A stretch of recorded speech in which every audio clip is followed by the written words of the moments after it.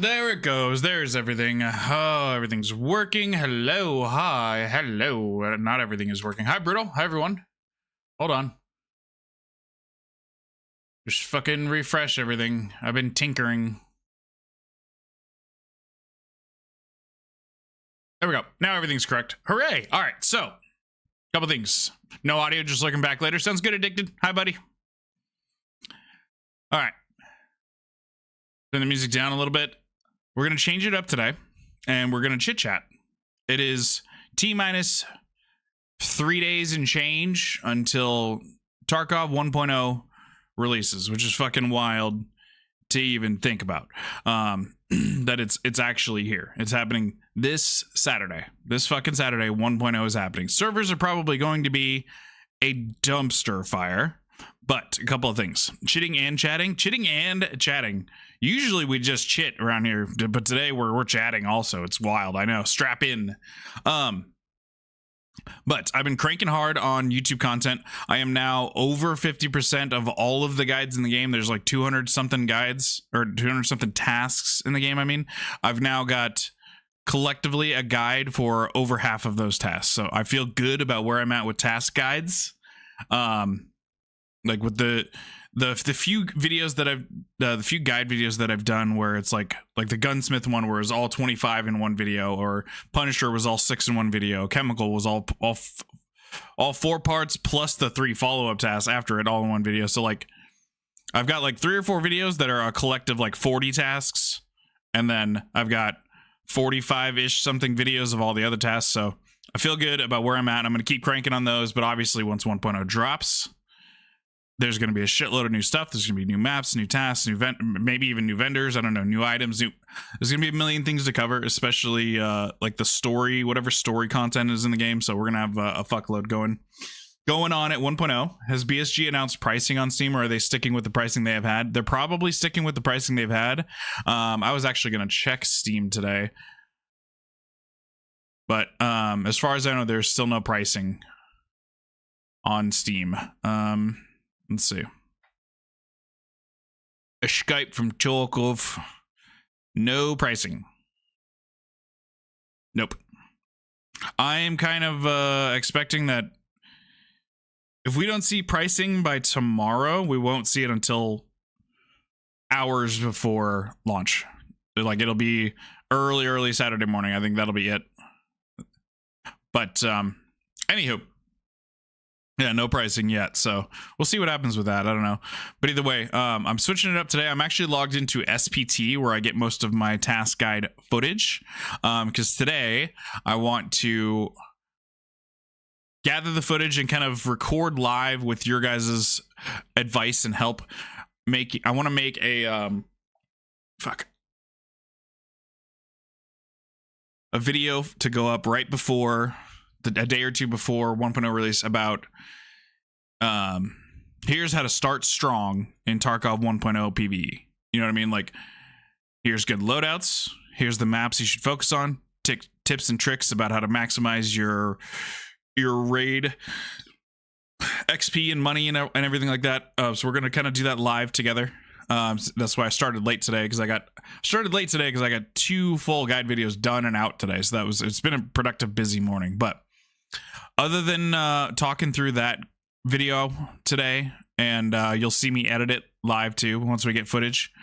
Advice number 1, don't get shot. Yes. Advice number 2, don't die. End of video. Thank you. Pay me money now. That's the whole video. Yeah, we'll edit it a little bit. We'll get the footage, get it hammered out, and then yeah, we'll just talk 1.0, get everybody's thoughts. 40 stream streak. It's almost like I'm addicted or something, but I need a rim shot sound effect. That was good. Good work, buddy. So yeah, so that's the plan for today. Nothing crazy. I was going to play Arc Raiders, and then I was like, it's fucking days before 1.0. I got to focus on Tarkov. So here we are. So we'll do the guide video stuff, and then edit it and chit chat. You know, anybody has any questions or thoughts about anything at all about 1.0, theories, tinfoil hat things, just drop it in chat. They're just use this week up to leading up to Saturday morning as a way to just let's just build hype for ourselves about 1.0. Basically, let's just talk about it and get excited because it's gonna be wild, man. Speaking of Saturday, I cleared it with wifey. I'm gonna do a long stream on Saturday for the 1.0 launch. I'm fully expecting the servers are going to be a dumpster fire, so we'll do what we can. We'll play Tarkov in the meantime or something if servers are down. But I'm planning on starting as soon as they say, whatever time that they say that servers are going to go live, which we haven't gotten that information either. So hopefully we get that today or tomorrow. But if it starts at like 6 a.m. my time, I'll be here. I'll be here sitting in queue and waiting. And I'm going to go for probably 8 or 9 hours that day. So that is the plan for this weekend. I will probably do a lot of it solo. Just to get through story stuff and getting in and out of raids really quick. But if that changes, I'll let you guys know. So that's kind of the plan. Up to 32 or 33 kills. Man has been acting like a rat lately. Found out I had around 2k PPBS routes, so I brought it through that.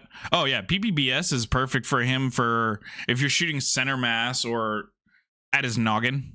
That way you can pen his level 5 stuff. That's good though, dude. Are you gonna try to crank through the rest of the what is it, 50 kills? Is it 50 or 100? I don't remember.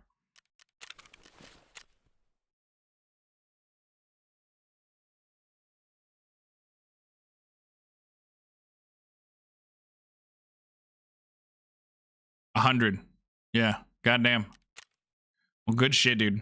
You going to get it done before 1.0? Fuck yeah, dude. I believe in you.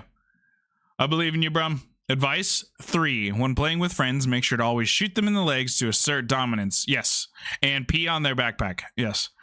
Shoot them in the legs and then pee on their backpack. Or switch the order. Pee on their backpack, and when they're mad about that, then shoot them in the legs. You know, whatever. Switch it up. Always keep them on their toes and never let them know your next move. That's the way to do it. So yeah, that's what we're gonna do today. That's what we're gonna do this week. And yeah, and I changed the sub goal above my head. If we somehow manage to, oh, that's not right. What the frick? Hold on. I changed the sub goal. Hold on. It's not a speed run anymore because there's no point in speed running for 3 days. Boom. Edit. Save. Publish. Refresh you. Will you work now? There it is. If we somehow manage to hit 100 total subs on Twitch before 1.0, and I'll let that go all the way up until I can choose, until I'm actually at the character selection screen. But chat gets to choose whether I play USEC or Bear at 1.0. So there you go. That's the new goal. Shablam. Out getting food right now? Hell yeah. What are you getting, bro? I just had a chicken Caesar salad. It was very yummy. Click on this. Click on this. Okay, cool. All right, so I need to set up a display capture scene first. Hold on.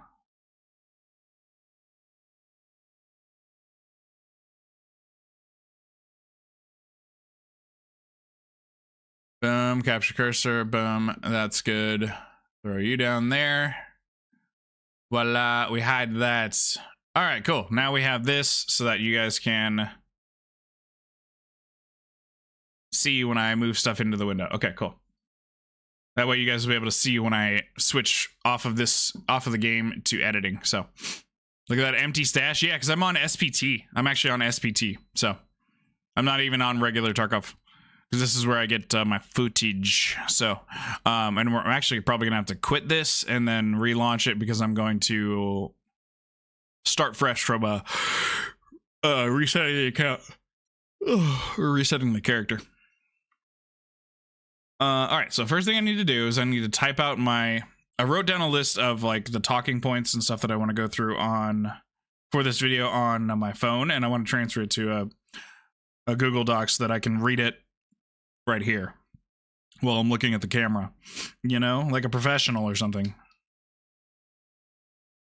So no, today might not be the most exciting thing, but I really need to get this done, and I didn't want to skip stream again like I did all of last week, so you guys get to watch the behind the scenes magic of making videos and content and all that shit.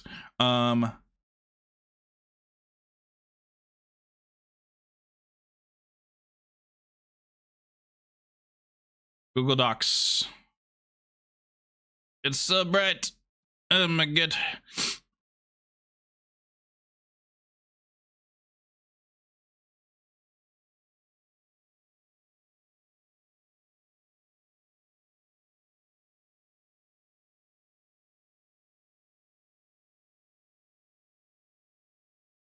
I don't think I can make this. Dark mode, whatever. All right. Boom. Goodbye. Bam, bam, bam, bam, bam. We'll do it this way.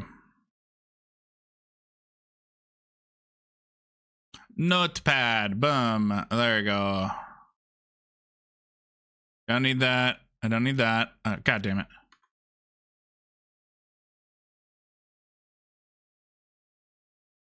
Thank you. Give me a new one. Give me a freshie. All right.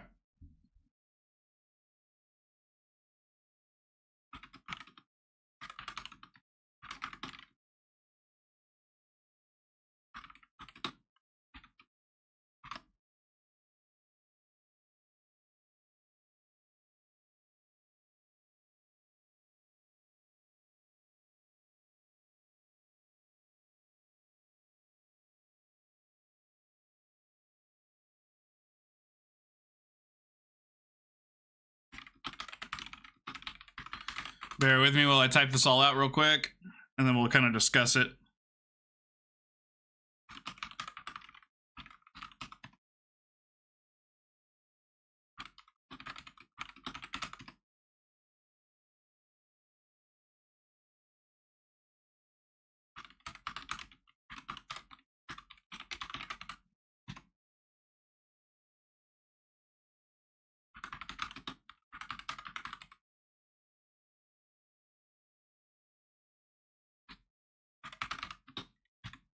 We do hideout upgrades.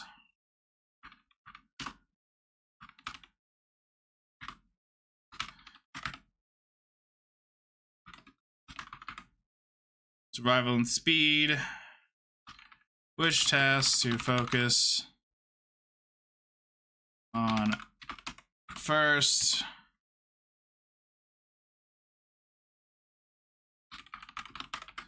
Boss fighting tactics for if you run into any of the boss nerds early on. And general loot tips for what to grab, what to worry about now, what to worry about later. Stuff like that. So, boom. I don't want to fucking... Give me bullets.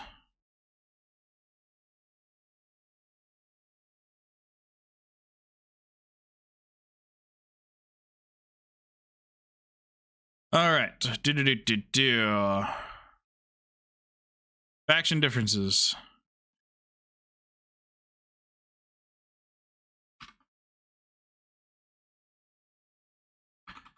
Bear make rogue Angie on Lid House. Okay.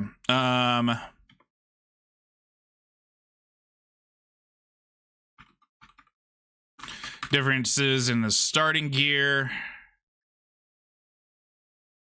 And then just differences in customizations and cosmetics. That's the faction differences. Boom. Boom, boom.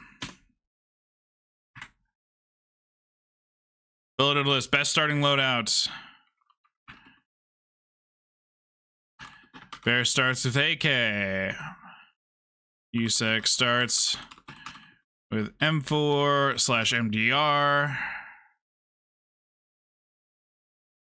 Those don't need to be bold.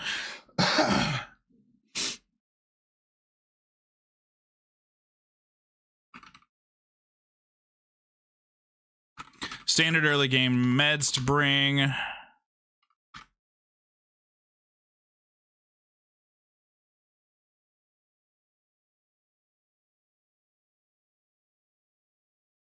Okay, so the focus from my brain on this, I want to make sure that this is a video that isn't long, isn't overwhelming, and it is a very straightforward. Here, watch this short video, and then go play the game and take my advice, and you're gonna start strong. Basically, what I want to make this video into. So we don't want to go too deep into detail. I was about to type out food and water, but I don't think we even need to go that far. The meds are important. Guns are important.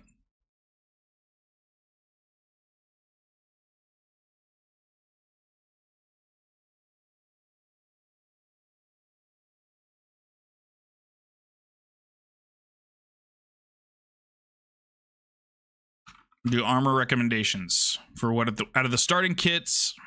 Here's what you should, in my opinion, what you should use, what you shouldn't use. I think that'll be fine. That'll cover guns, meds. We'll do armor and ammo recommendations. So that'll cover guns, ammo, armor, and meds. That's kind of like all you fucking need for starting loadout stuff. All right, maps to focus. Boom, boom, boom, boom, boom, boom. Bulleted list. Ground zero for first. Tasks.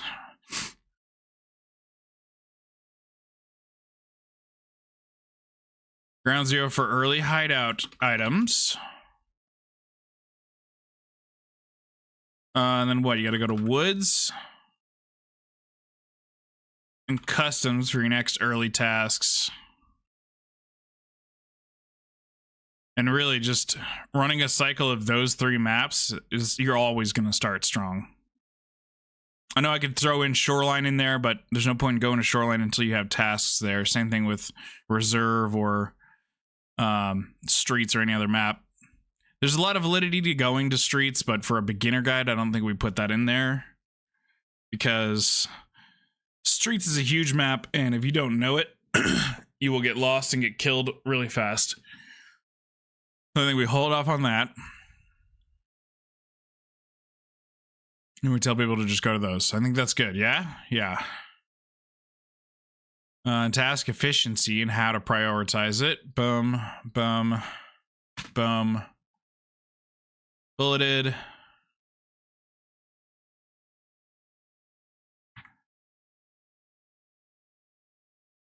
Just basically making it a point to try to complete as many tasks in one raid as realistically possible. But don't get greedy, because this will circle back to prioritizing survival and the speed of your raids. Because more than anything, the early game, like level 1 to 15, you need to just be getting in and out of raids. Just getting your survival XP, getting your tasks done and turned in, and getting the next wave of tasks. That's more important than staying in for an extra 10 minutes so that you can loot 3 more light bulbs, you know? That's always more important, so.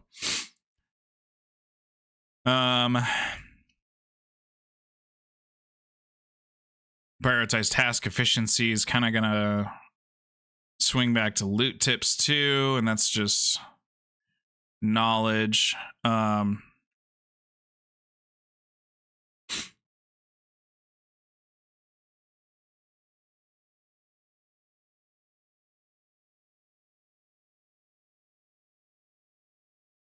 Incandescent or LED light bulbs? Ooh, LED. You don't need all those LED light bulbs early in a wipe. Stop it. Prioritizing task efficiency. I think trying to complete as many tasks in one raid as realistically possible, which is also going to be dependent on spawn proximity and personal map knowledge.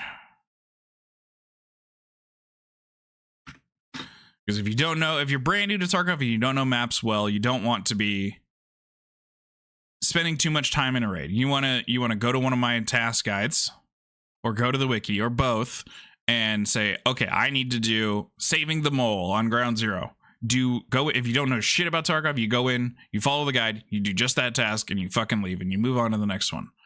So I think that'll be a point to hit there, and then that'll tie back into don't get greedy. Okay, I think that's good. Early hideout upgrades.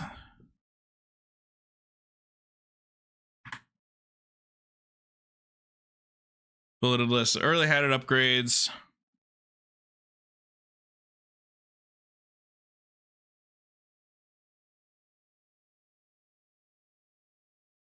It's going to be points just to always loot toolboxes because you need fuckloads of tools, and gym bags because gym bags can spawn basically anything. You don't know what I need? Yes, I do, but I'm never going to tell you what you need. So let that ruminate. I know what you need, Brutal, but you don't, and I'll never tell you. Yeah, always loot toolboxes and gym bags. So that's where you're going to find the majority of your shit.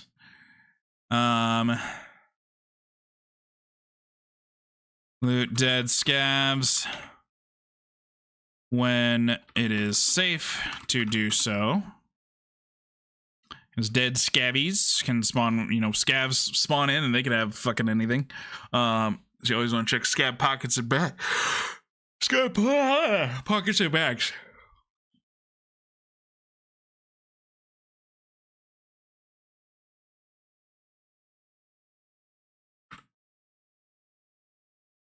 Let's get dead scab pockets and bags. The specific items you're gonna need early on is gonna be fucking. Should I put up a shopping list?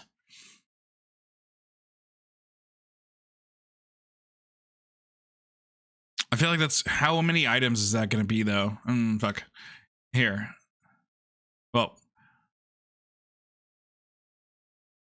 Show shopping list. That way people can just use the video as a reference of, oh fuck, what are the items that I need? For all level 1 stations. So I could do that. I could just go through each station and be like, boom, here's the things that you need, and let people make their own mental notes for that. And on top of that, we can show the in-game notes section, because I think that there's a lot of fucking Tarkov players, new or old, that don't even know it exists. So we'll show off the notes section where you can build your own in-game shopping list. So yeah, definitely wouldn't hurt. So we'll do that, and that'll cover the hideout upgrades. That way it'll show each section, and it'll show what you need for each section, how to make your own in-game shopping list, and just a tool about, always check dead scabs, always check toolboxes and gym bags, and you'll find all the shit that you need, especially on ground zero. And customs, you're gonna find fucking everything you need. So at least for all the level 1 stations. All right, prioritizing survival and speed, and this is gonna be my big fucking listen up, listen here, buckaroo.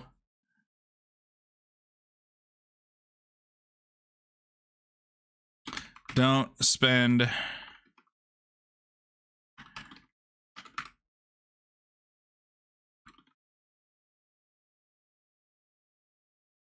Don't spend 10 extra minutes in raid looking for more loot. Loot on your way to extract. Complete your mission / your task and get out in order to get your next tasks.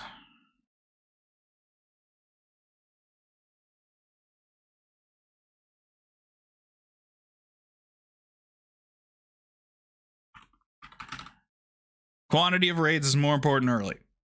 The more raids you get in and out, the more you get the survival bonus, the faster you stack XP and you get your tasks done, and you're on to the next round of tasks. That's always more important. Okay. Next thingy would be which tasks to focus on first. Okay.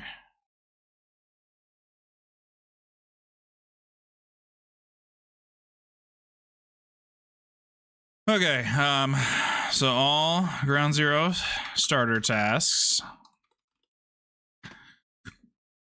You want your Jaeger letter so that you can unlock him. You can't unlock Ref until level 20, so that's not a worry right now. But we'll make a note of that. Can't unlock Ref until level 20. Bum, bum, bum, bum, bum.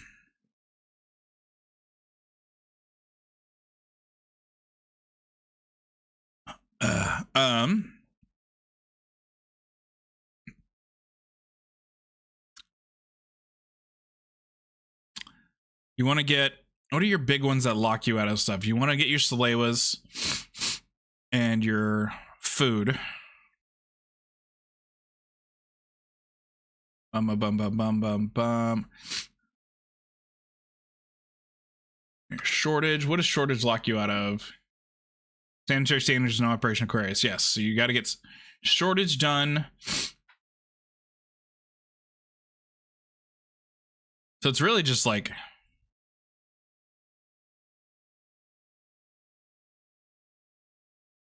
focus your therapist tasks and Jaeger tasks. Because a lot of those are easy.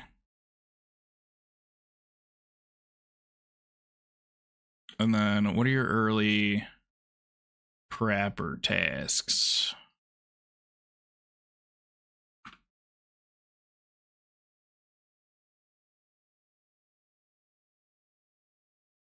Prepper quest overview, shooting cans debut, luxurious properties, search mission, background check, shootout picnic, delivery from the past. Delivery from the past locks you out of BP Depot, which BP Depot locks you out of bad rep evidence. Bad rep evidence locks you out of ice cream cones, and ice cream cones locks you out of shaking up the teller, which locks you out of Punisher. So yeah, to get to Punisher, you got to focus your prepper stuff.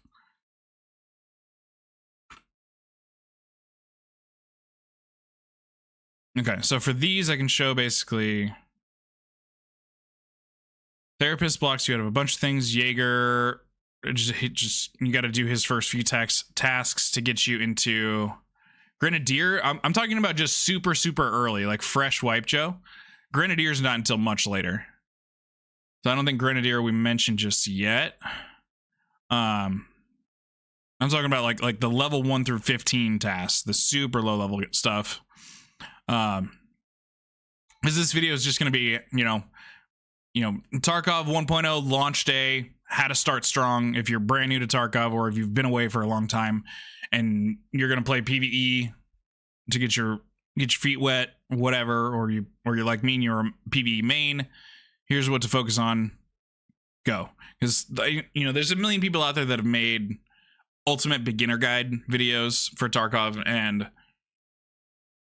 those are all phooey. They always feel like they're loaded with way too much information and they overwhelm brand new players. Like, I just want to make something that's short and simple, like 15-20 minutes of just here. These are the absolute priority things you need to know. You'll learn the rest as you go along. Just go do this stuff and you'll have a good start and you'll feel better about the game, you know? So therapist would be like shortage,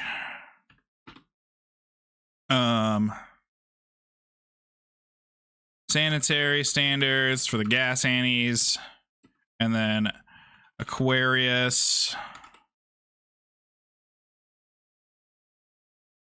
Jaeger would be acquaintance for the food, rough Tarkov, and every hunter. What's his other super early one? Is he doing all this tasks today at 1.0? So no, basically I'm just gonna like walk through it. Like I have individual task guide videos for each of these tasks that I'll point people to and link them to in the video, but this video is gonna be just mostly me talking through everything and then showing like hideout upgrades, showing certain locations on certain maps, just kind of doing a pretty straightforward basic guide. Like going over, like I'll show a good loadout to start with if you go bear, good loadout to start with if you go USEC, the difference between bears and USECs and the customization and cosmetics and, you know, that stuff. But a lot of it's just going to be talking through stuff. Okay, every hunter knows this. Rough Tarkov acquaintance. What's his other early one?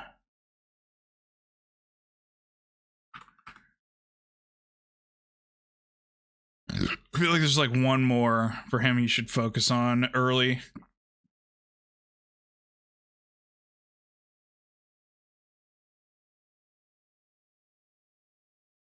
Oh, 5 scabs, no armor. Yeah, do that shit early and just get it done and out of the way.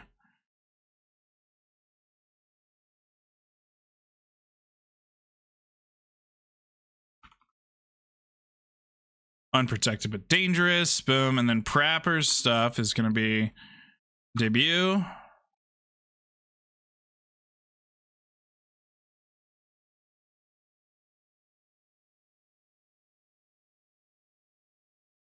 This one's from Mechanic. To get the Jaeger letter to unlock him. And then for Prapper, we do...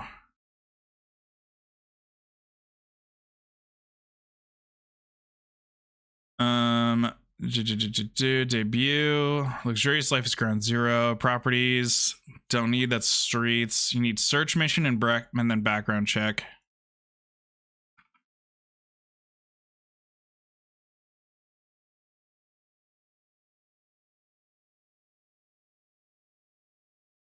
Search mission, background, checky poo.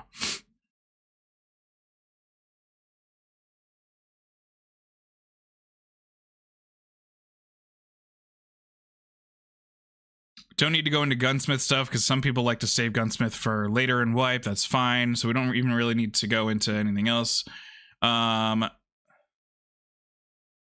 Skier doing supplier. What does that block you out from?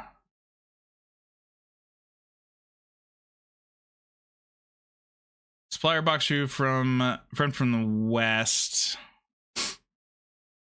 So yeah, I guess you should do supplier.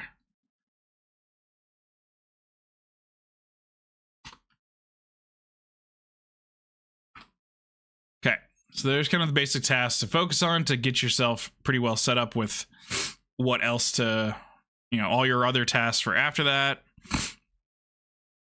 That's good task to focus on your first 15 levels, I think. Boss fighting tactics. Not early, but go cultist hunt for the factory key. That could be really good too. Yeah, that's gonna be heavily dependent on. And I can cover that in this little section here, the boss fight section.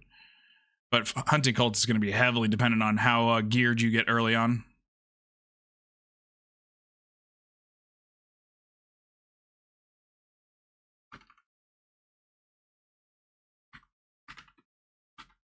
We'll cover garden boss general behaviors. You know how Rashala will like to hide, or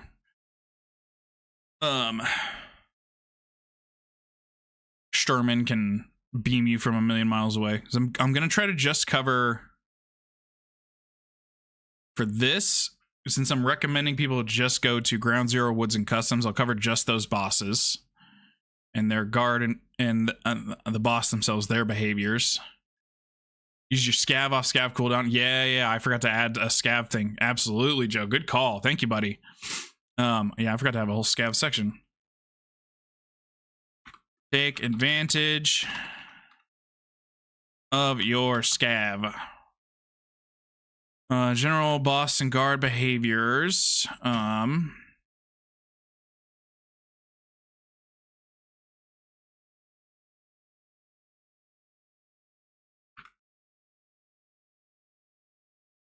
Try to avoid them until you are better equipped. Especially ammo. Because if you have like 545T ammo and you want to go fight bosses, you better think twice. So, okay. Boom, bold. Boom, boom, boom. You could get lucky and spawn a labs access card for ammo. Yeah, you could run into a residential unit. Yeah, yeah. Absolutely. General loot tips.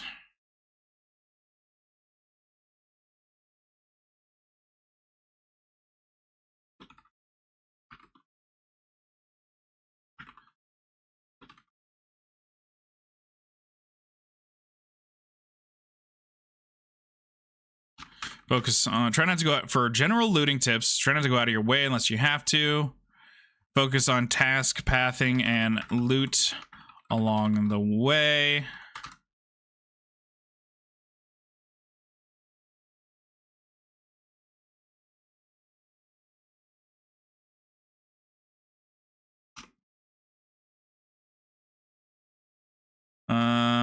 Prioritize ammos for weapons you can acquire from vendors.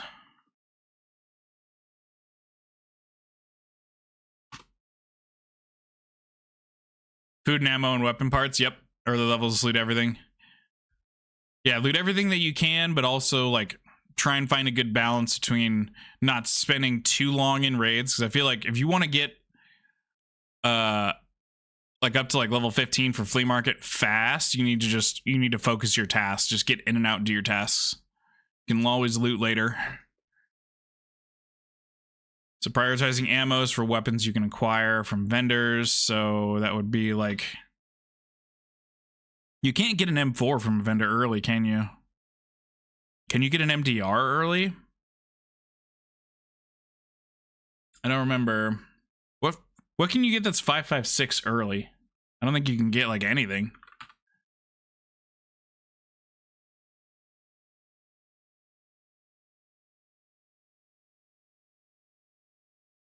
I don't want the fucking barrel. Give me the gun. There you go. Yeah, that's even the MDR is not till Peacekeeper 3.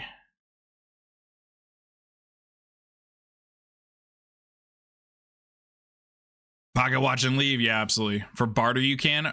Oh, that's right. You can get an M4 for barter. Okay, so yeah, as long as you can get an M4 and an AK early, yeah, then I'll make a note of.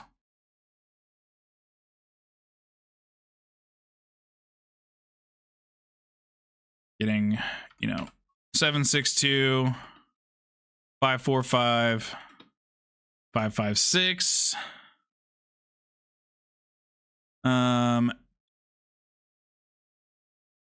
Prioritize good ammos for weapons you can acquire from vendors. Show the good ammos mentioned.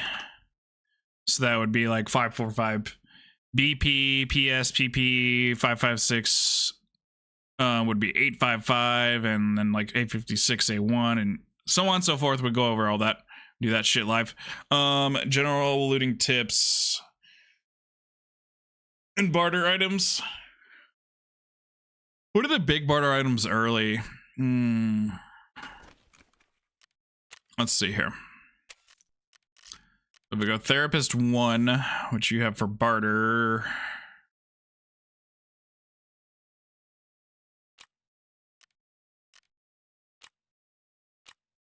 I don't know if I want to go that in depth with like barter items you should keep. Like people can figure that stuff out on their own because it's on the screen. I'm trying to focus on ideally covering more so stuff that the game doesn't tell you, and BSG's always done a bad job of telling new players. And then just like general, like, 3,000 hour veteran tips. Show the good ammos, general looting tips.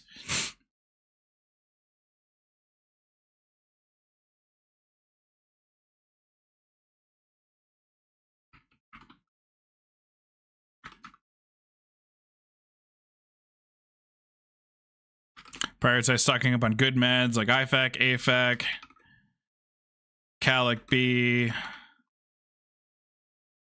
Solewa,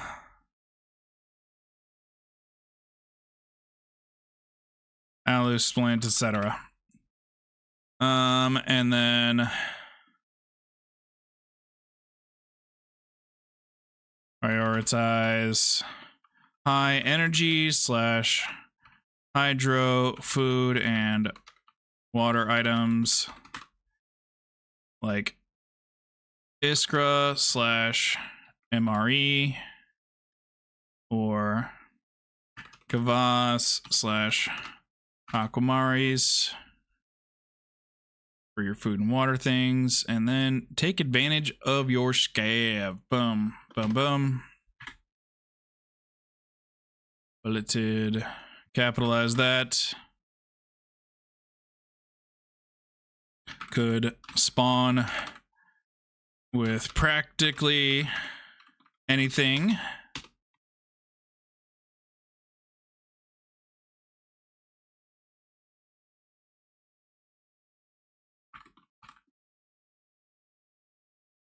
Spawning with a labs card could mean a free run for high value loot and good ammo. And then not even going to go into the specifics of where to go on labs for that. You know, just if they want to learn that, they'll learn that from a different video. But yeah, if you get a labs card, you can go get shit ton of high value loot, good ammo, and whatever, you know, all the good stuff that's locked behind labs.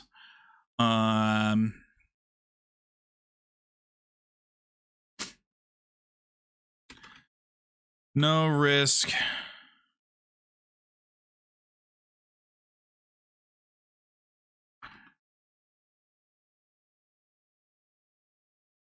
No risk to push EMC fights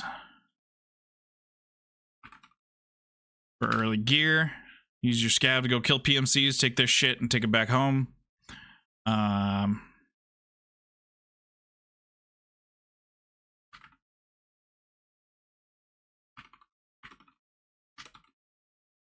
Gradual increase of your scav rep with fence.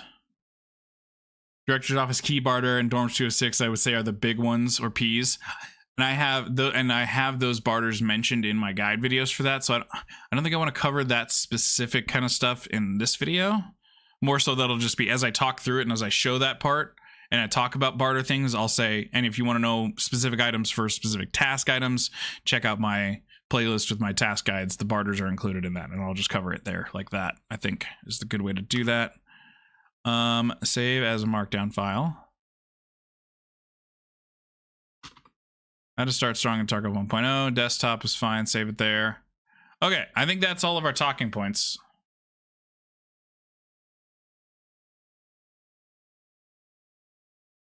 For now. You know? So that here we'll go over it together from the top.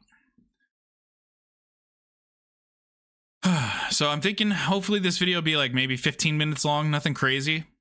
And it'll just be all about how to have a strong start right out of the gate for Tarkov 1.0, with the focus being on playing on PvE, but this will apply also to PvP for the most part. We'll go over faction difference.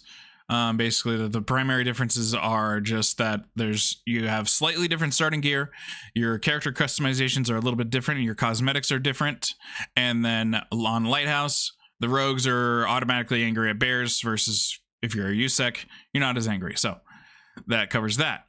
We'll cover the starting loadouts. We'll put together. We'll do a live where we'll put together, a basic good, quote unquote, good starting kit with an AK for a bear, a quote unquote basic good starting kit for a USEC with an M4 or probably the MDR. And these will be off of just standard edition kits. So obviously, and then I'll just discuss standard edition. I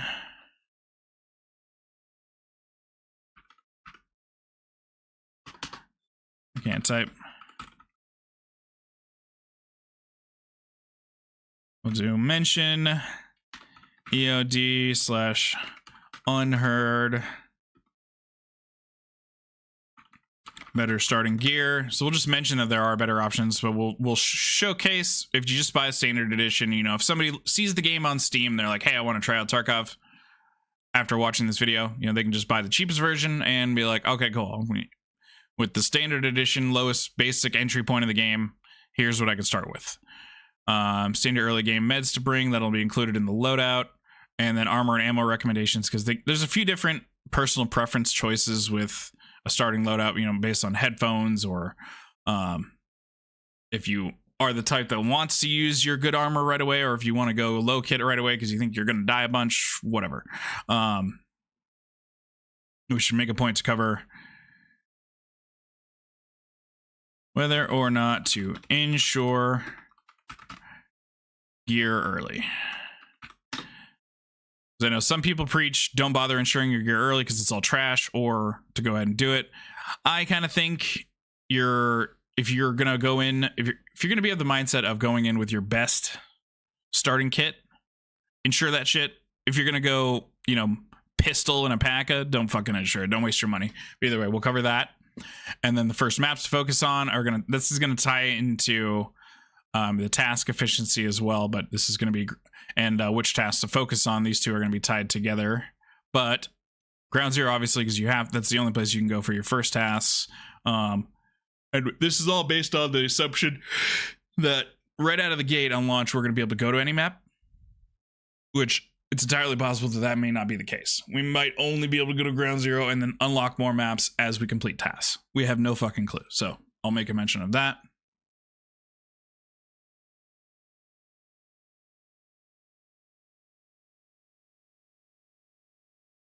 No clue if all maps will be available right away. Or what? Also, this game might change where maps are locked. And yeah, I was literally just saying that, Joe. Absolutely.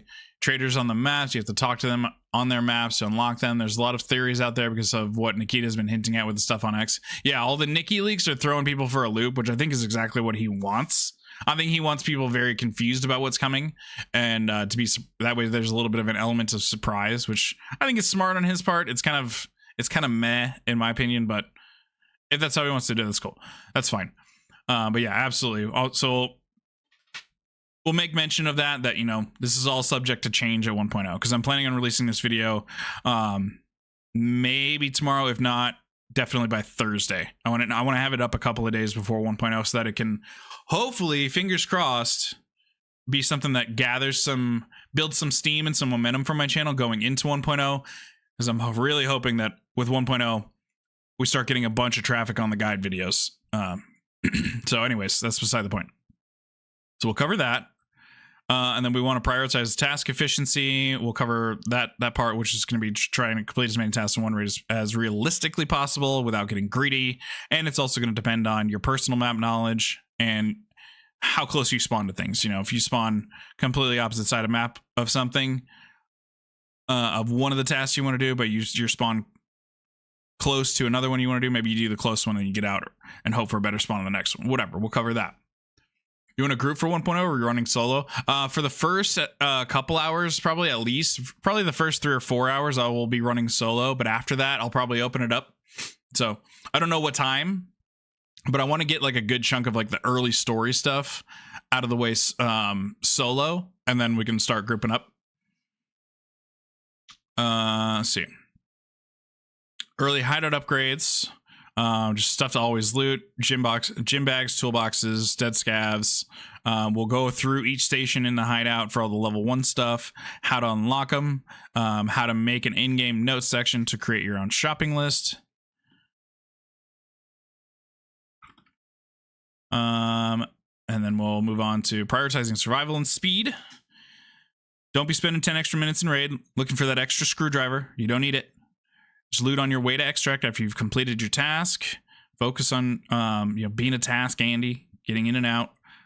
That way you can get to your next level of tasks faster. Quantity of raids is going to be more important early, always. which tasks to focus. That'll just be a basic overview of just clicking through the trader screens and just kind of talking through. You want to go to therapist and do this one because it unlocks this one and this one. You want to go to Jaeger because it unlocks this one, blah, blah, blah, blah, blah, blah, blah. That'll be easy stuff to go over. We'll mention that you have to do mechanic to unlock Jaeger. But after that, mechanic isn't a super priority because it's just gunsmith and you can do those at any points. And we'll also mention that you cannot unlock ref the arena tie-in until level 20, at least as it is now. Again, subject to change. General tips on if you run into a boss, how they like to behave, how to fight them, and that you should probably just avoid them until you are better equipped. Until you've got at least like mid-tier ammo. Delete everything besides some ammo and mags. Just gonna buy kits to waste money. Yeah, you might as well, Joe. Just clear it all out and just have fun. Treat the stash like just a dumpster. Just dump everything off, delete it or sell it or whatever, and then jump into the next raid and go again. Absolutely, buddy.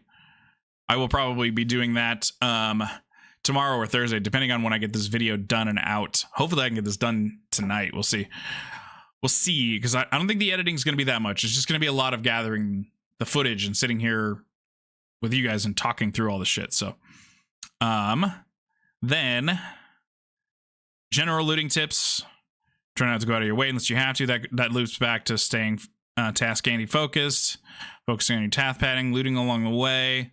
But you want to prioritize good ammo for guns you can actually acquire. Don't be picking up giant stack after stack of hybrid ammo for a spear that you're never going to get until you're level 40. You know, stocking up on good meds, just always good to have.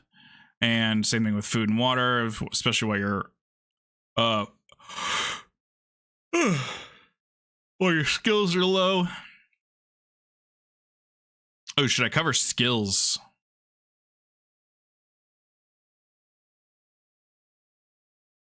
Take advantage of your scavs. You spawn practically anything. Spawning with a lab scar, I mean, you can go do a quick run for high value loot and good ammo in a couple of spots. Scav, you have no risk to go fight PMCs. You might as well just try and get gear come ups. It's a good way to get. It's a really good way to get level 6 gear early, unless they change how the AI is geared early wipe at 1.0, which I really hope that they do, but we'll see. For PvE, gradual increase of scav rep.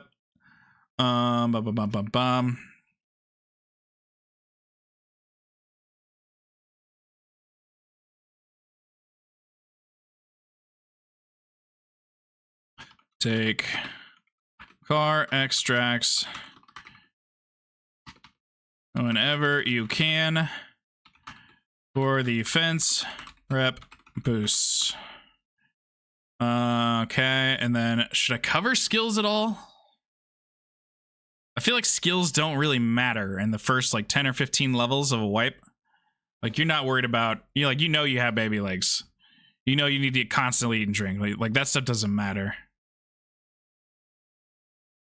Maybe we'll think about that later, but I think for now we're good to start recording. So we need to exit this and we got to reset it. So we open the SPT thing, white profile on game start. And actually, hold on.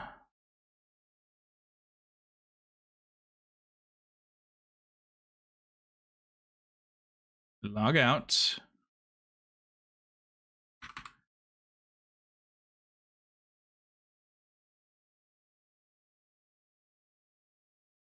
Oh, here we go. So we go back to standard edition, update, launch.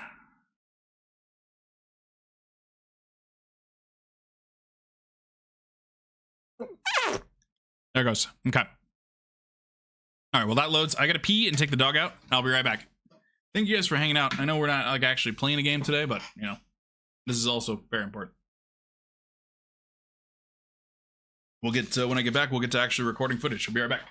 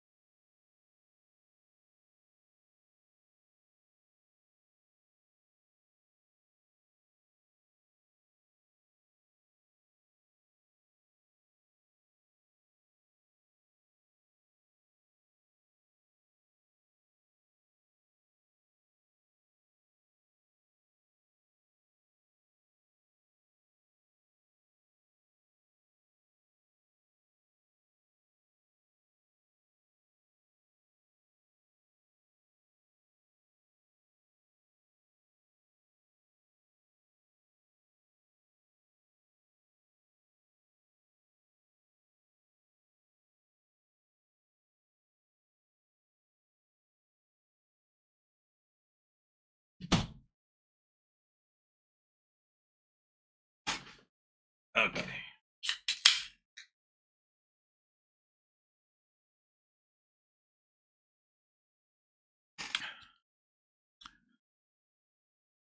All right.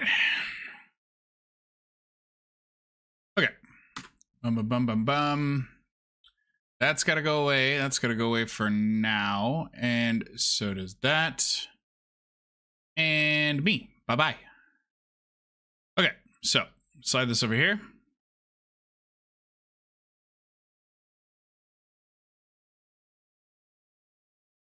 All right. We're going to pause the music. And we're going to try to record this. We're just going to talk about different customizations. Just show, boom, bear, USEC, and go from there. Okay, I'm gonna start recording. After I burp, oh my god.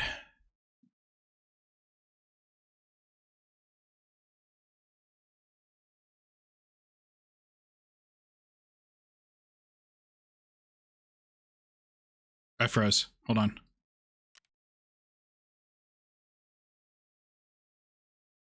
Hold on.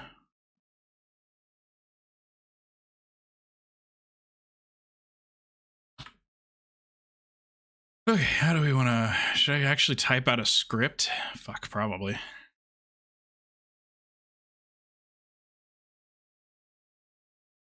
Nah, we'll just do it. We'll do it natural. Fuck it. I can always write a script and re-record it later if I need to. All right, so we're just going to say...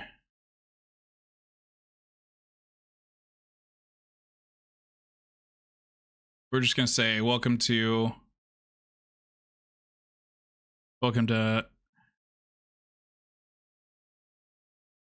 We need to say welcome? I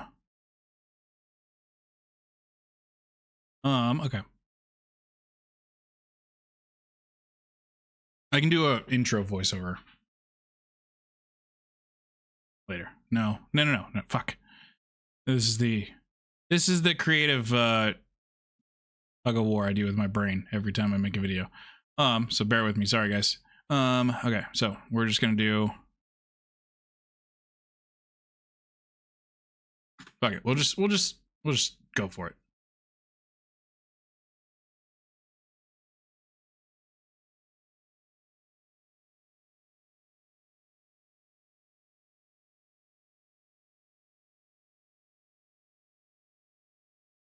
Hello and welcome to How to Start Strong in Escape from Tarkov 1.0, especially if you're playing PvE. This video will also apply to PvP for the most part, but we're just going to cover the basics of if you're a newer player to Tarkov or you've been away for a long time and you're just coming back. This is without giving too much overwhelming information. I just wanted to make a quick little guide to show off the basics, what to focus on, what to kind of let slide by the wayside, and how to have the best absolute possible start at Tarkov 1.0 launch. So obviously we've got two factions to choose from here to start with. You've got the USEC, which is the more Western type of character speaking mostly English, and then you've also got the Bear option, which is more of a Russian Eastern European faction.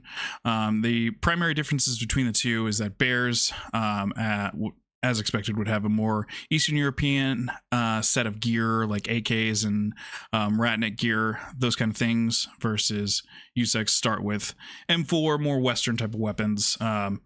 And they've got different character facial customizations between the two of them, and they've got different clothing customizations.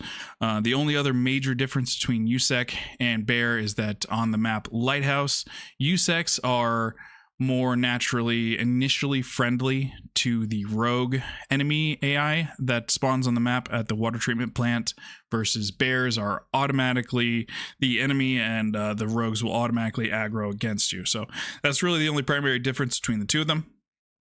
If you're brand new to Tarkov, I would recommend just going USEC. That way, when you have to go to the lighthouse for the tasks on that map, you're not adding an extra layer of enemy hostility to yourself. So we'll just start with USEC and we'll go from there.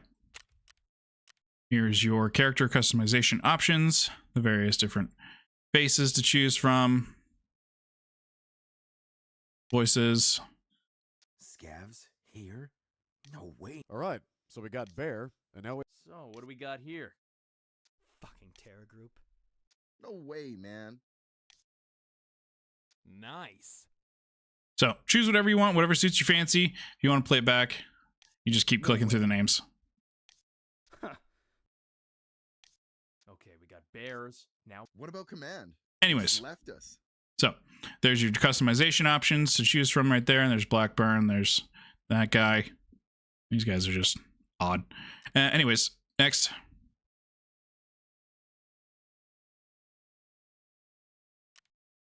All right, we are at the main menu. Obviously, this is in the beta version. This is pre 1.0 at the time of recording this video, so this little screen will not be there, which for myself, a longtime Tarkov player, it's going to feel weird, but it's going to be cool. Anyways, to go into the character screen, and this is your starting equipment, the USEC starting equipment for a standard edition account.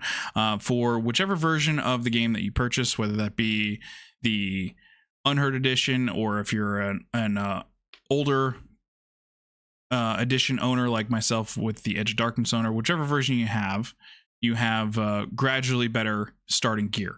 So this is a standard edition starting kit.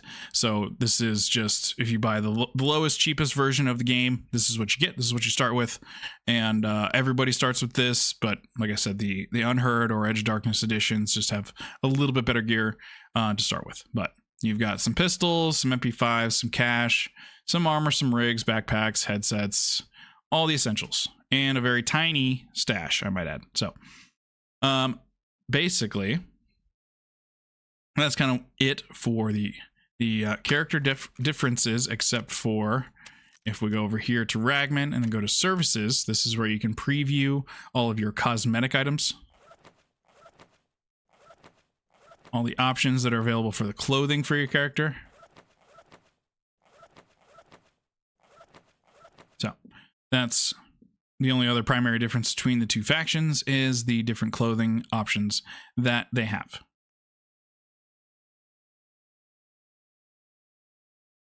All right, stop recording there because I don't want to just ramble on and on and on. That's just our first points. All right, so we'll go faction differences to title that recording.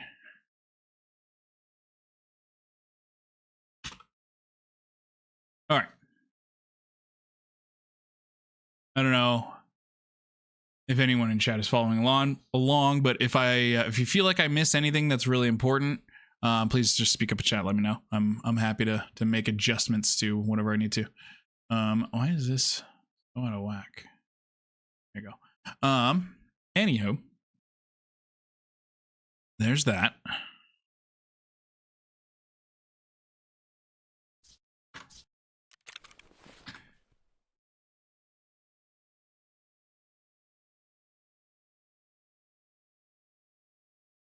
All right, so I think I need to go back and show.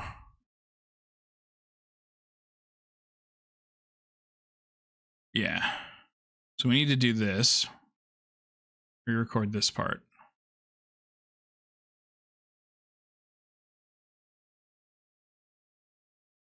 Here is the USEC starting equipment for a standard edition account.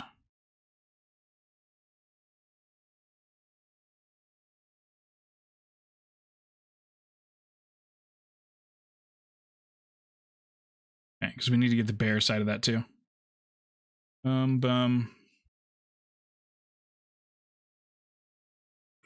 USEC starting stash, boom. Then we'll get a USEC starting loadout or standard edition. God, you don't even start with a helmet in standard edition. Standard edition is dog shit. I haven't had standard edition in a long time. I didn't realize. Oh my god. Okay. So basically just the fucking kit it starts you with is about as good as it's gonna get.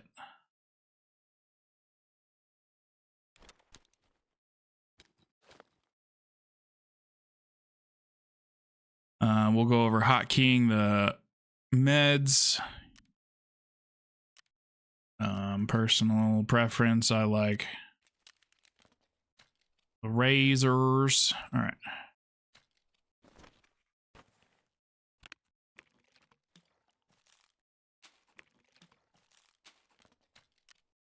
All right, we're gonna pop all this off of here.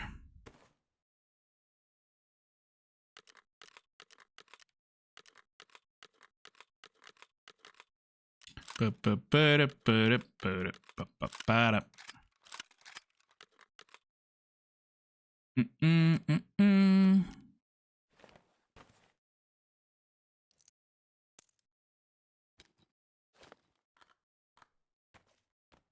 just start from scratch. All right. Yeah. Here,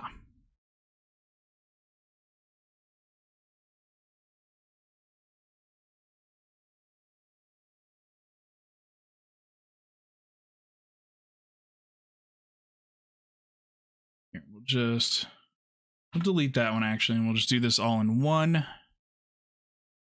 And we'll just say, you know, this is once again the stash. We'll do the Vasilonias over the shitty PKs. You don't start with an AFAC. Sucks. Start with a car kit, I guess. No alu splint, no calic. 1 2x2 bandage. Yeah, that's basically the best you're gonna get. Okay. Cool.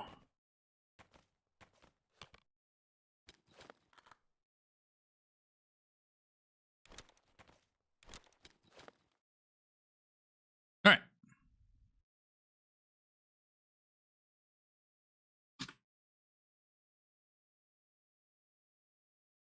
Where's my talking points? But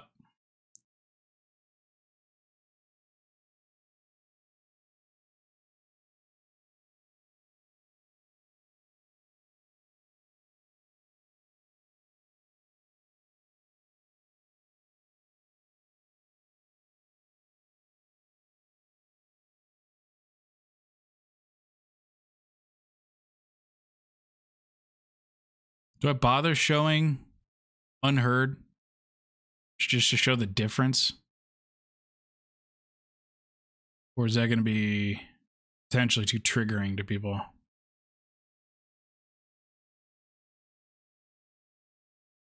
Fuck it. We'll worry about that later. If I need to do a new version of this video post 1.0, if too much of this shit is irrelevant, then we'll address it then. Okay. We'll just do, here's the use X stash again, and here's your basic starting loadout. Here is the standard edition account starting equipment and stash size. Once again. So pretty humble beginnings, but you can upgrade it as you go along in-game in the hideout. So everything can be acquired in-game, which is a good addition. But we're going to go over basically if you've got standard edition, this is you haven't gone into a raid yet, and you're going to throw on a loadout and get ready to go. We're going to throw on just an M4.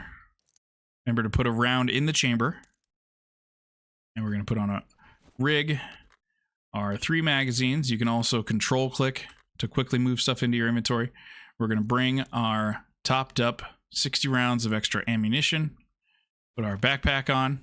You can also quick equip items by holding left alt and clicking on something to automatically equip it to your character.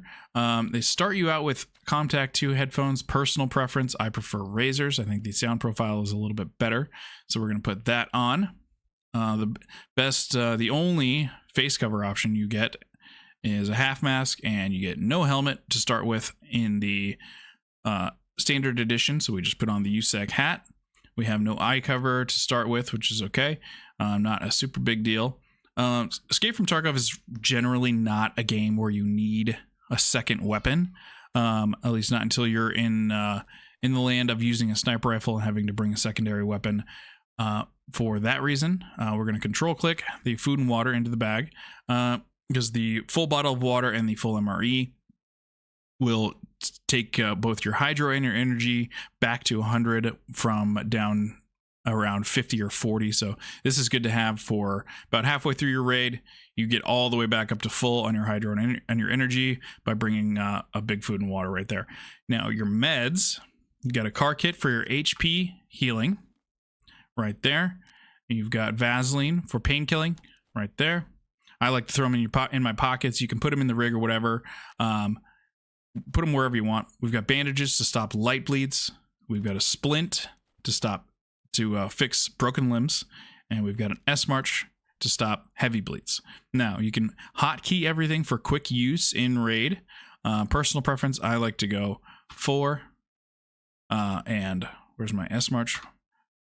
I have mine specifically double bound to the same button so that I can do press and hold 4 on the heavy bleed. Go over to my light bleed, the bandage, the light bleed, and let go of 4. And now when I hit 4, no matter which type of bleed I have, it will use one of these, whichever one is appropriate. If I have a heavy bleed, it'll use the S march. If I have a light bleed, it'll use the bandage.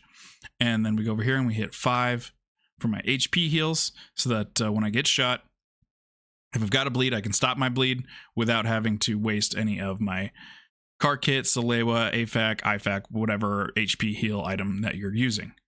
My Vaseline, we will leave off of a hotkey because it's kind of more situational. And then splint, I like to put on 6. So we've got 4, 5, 6 for all of our healing. We've got our magazines. We've got our armor, our headphones to be able to hear more efficiently. Our ammo in our alpha pouch. Magazines, gun, with a round in the chamber. Iron sights, because that's the best we got for right now. And we are just about good to go.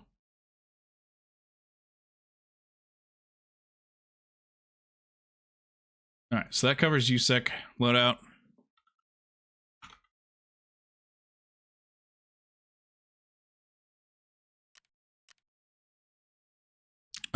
And then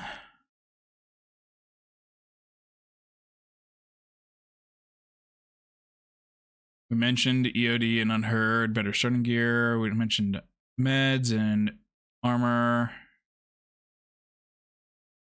Armor and ammo recommendations are kind of whatever. And then when we do the bear one, we can mention whether or not to insure. Okay, so we exit this. We reset again and we do a bear.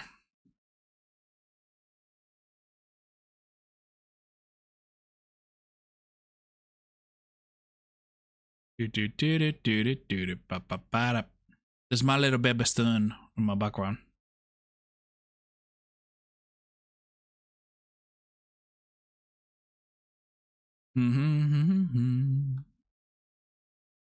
Appreciate you guys hanging out for this kind of stream today. All right, so we go bear next.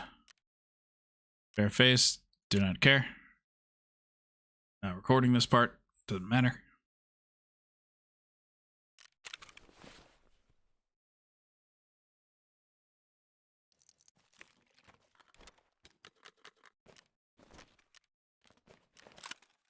Okay, there you go. All that stuff is off. Here's the bear starting kit. And we go.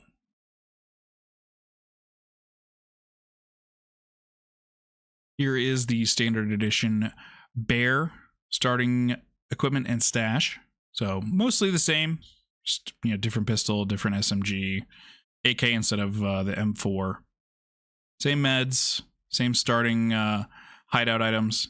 All those things are pretty much the same. So we'll put on a starting kit for the bear pretty much the same way. We'll do the PACA. And the GSSH headphones or the Comtac 2's personal preference. It's up to you which sound profile you like better. Personally, I prefer the GSSH. They're a little bit, they're pretty loud, but I feel like you can still hear a little bit more clearly than the Comtac 2's. So that's just, again, personal preference. We throw the AK on. We put the Triton on and the backpack. We grab our magazines. 545 BP at the time of this recording is arguably the best ammo for 545 in the game. So you can bring that if you want. But for your first couple of raids, I would recommend just bringing the PS ammo. That's going to put down scavs just fine. You don't need anything crazy. So we'll put one round in the chamber, top it up, put the rest of the ammo in the alpha container. And same med setup. We grab the car kit. We grab a splint. We grab our S march. and our bandage and our Vaseline.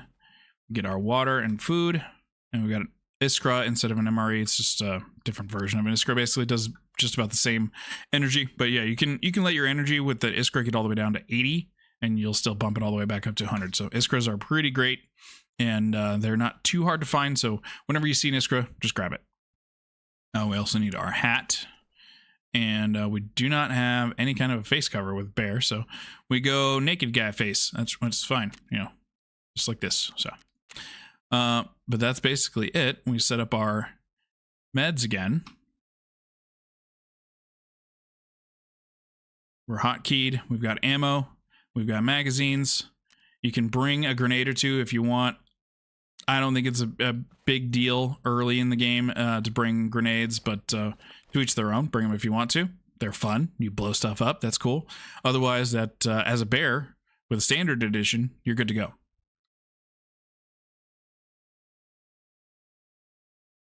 Okay, there's Bear starting loadout.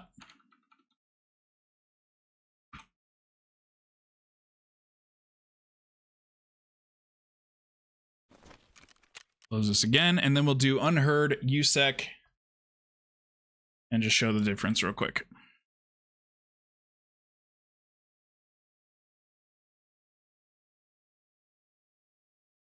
Just to show the full difference. And so for starting loadout, that'll cover... Doing this Unheard thing will cover our ammo and armor recommendations, and we'll mention insuring in this one. And that'll cover our second talking point. Good. And then we'll be on to maps. Good. So we go USEC. Boom. Start. Go.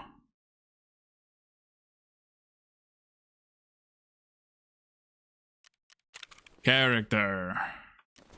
And in Unheard, you get the different little background screen.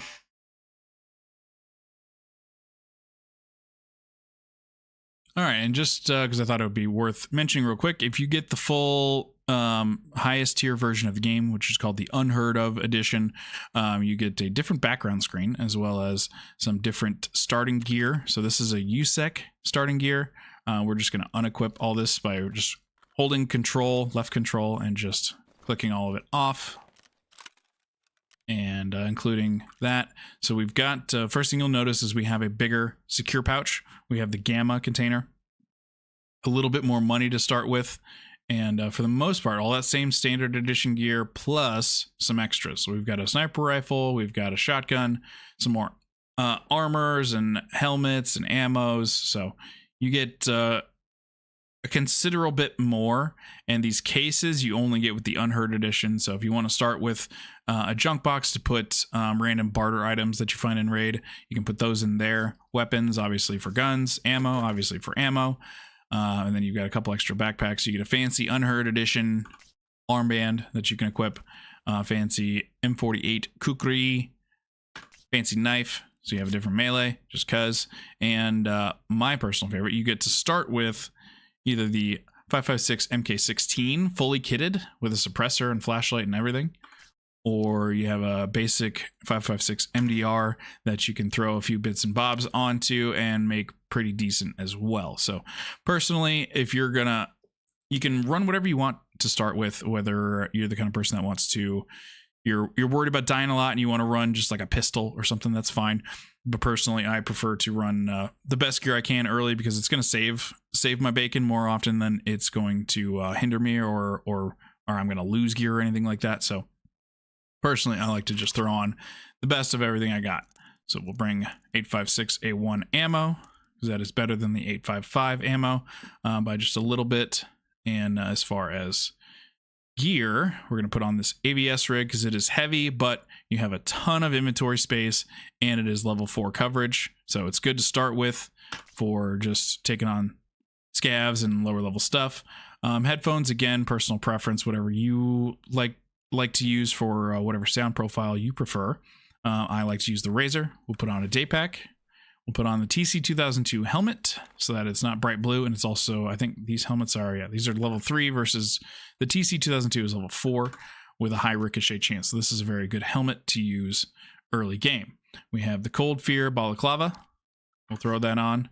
just so we have a face cover. Face covers in PvE, not very important, because the AI doesn't care if they can see your face clearly. But in PvP, I always recommend wearing a face cover, because without it, that's a big target right there. Your big white guy face, that's a big target. So just for what that's worth. Glasses, you can put them on, but they do 10% protection against flashbang. Kind of 6-1, half a dozen another, whether or not you want to wear them or if they do anything, but we'll put them on just because. So we've got that. We need our magazines. We'll bring a couple grenades just because. We'll bring 2 short fuse grenades. I like to throw them in the rig. Doesn't really matter where you put them, just personal preference. And then we need meds. So we have, actually, let's grab food and water. We have a lot more med options to choose from. So we have an AFAC, which is HP heals. It'll also stop light bleeds or heavy bleeds at the cost of a significant amount of points out of the 400 that it comes with. So it's just a much improved version of the car first aid kit, basically. Or you also have the Grizzly medical kit, which will stop heavy bleeds, light bleeds, and remove fractures. So you can bring this if you want to be able to have one item to stop all bleeds and fix broken limbs, at the cost of it is pretty slow to do the healing.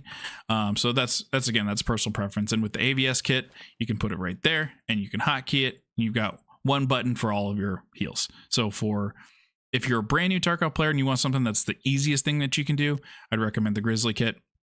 If you're a Tarkov veteran, you probably already have your own personal preferences, but myself, I like to run the AFAC. I like to run the Alu Splint, which is just the same as the regular Splint, but you just get 5 uses. I like to run the Bandage for the 2 light bleed stops, and the Calic B Hemostatic Applicator. This is a heavy bleed stop that has 3 uses. So we set up our double key again, 4, 4, we go 6, and we go 5 for our HP heals, and that way I've got 2 light bleed stops, I've got 3 heavy bleed stops, I can fix 6 broken limbs, and I've got AFAC for HP heals in my. But I will also bring a CMS kit, which will fix a blacked limb.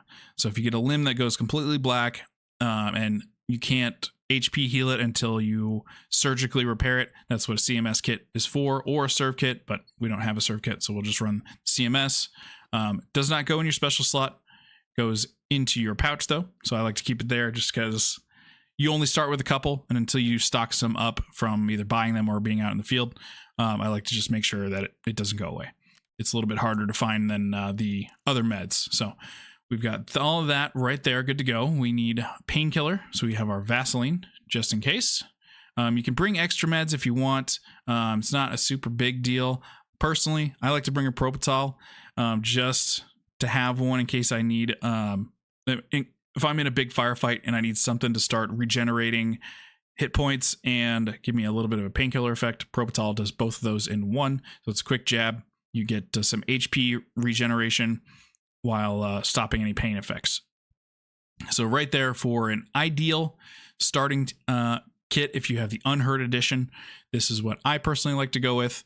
You've got some spots open in your gamma pouch so that you can load that up with high value loot, whatever you find. You've got your special edition melee weapon. You've got a really good starting weapon with good ammo, plenty of magazines, level 4 helmet and armor, so that you've got pretty good protection, especially against scavs. And pretty much this kit is going to take you pretty far in the low levels of the game. So this is a great way to go. Boom. That covers that. Okay.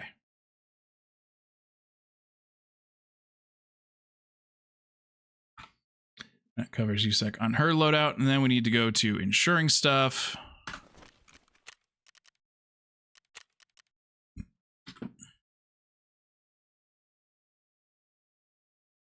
All right. And the next thing we need to cover really quick is it's again another kind of personal preference thing about whether or not you want to insure gear when you go into a raid, so that if you potentially die, that you can potentially get that gear back through the insurance system in the game. Personally, I think I tend to lean towards, if you are going to bring a really good kit or the best kit that you have, if you're going to bring your best gear, go ahead and insure it.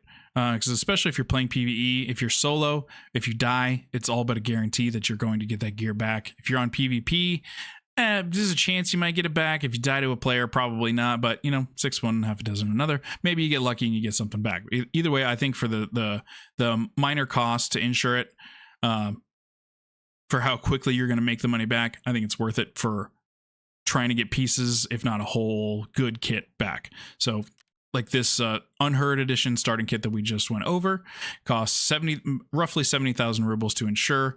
And since we're on PvE mode right now, if I die when I'm solo, it closes the raid, which guarantees I'm going to get all of this back. So there's, on the PvE side, that reduces the risk. On PvP, it's a toss-up. You never know what you're going to get back, if anything. So that's what I like to do.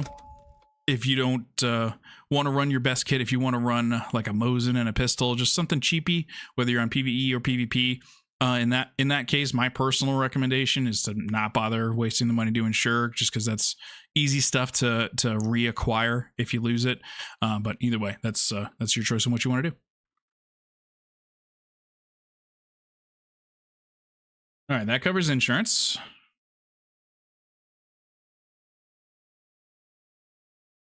Bum. Okay, that covers all of those talking points. Oh, the first maps to focus. Okay. So that means we can show the starting tasks and talk about ground zero and go from there. Okay.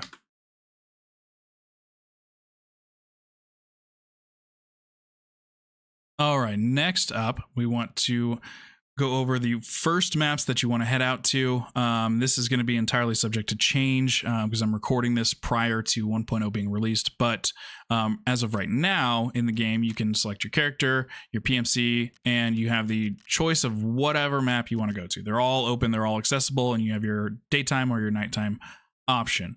At 1.0 release, we have no idea what's going to happen. It's been teased that maybe you start at only ground zero and then you have to unlock the maps through quests or through leveling or whatever. We don't know yet, so bear with me. This is all subject to change, but if things are the same as what we've become accustomed to over the years, we're going to have access to every map. But with that said, I would recommend just going to ground zero, go into daytime, and going next. Ensure whether or not you want to. We just covered that. And launch into the game. Ground zero is going to be where you have all of your initial tasks. I didn't cover that part,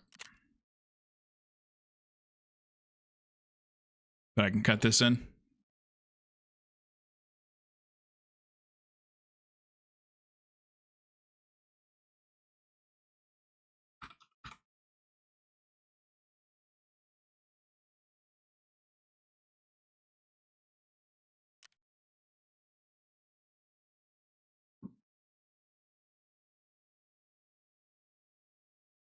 So ground zero is where you're going to have all of your very beginner initial tasks. Like here, we'll go to Prapper. You've got shooting cans. You hit accept.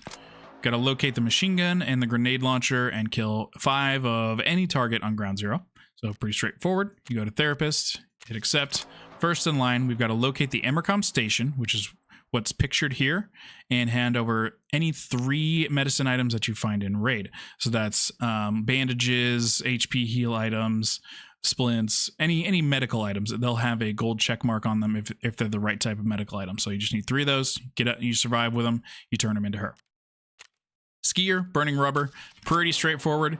Use the paid vehicle extraction on ground zero. He gives you 5,000 rubles. It costs, I think, just a little bit less than 5,000 rubles for your first ride in the car. So he gives you the money to pay for it. So you just take that cash and you put that into your gamma container or your alpha container or whatever, your secure container, and you've got the cash ready to go for you if you decide to go take the car, extract, and complete that task.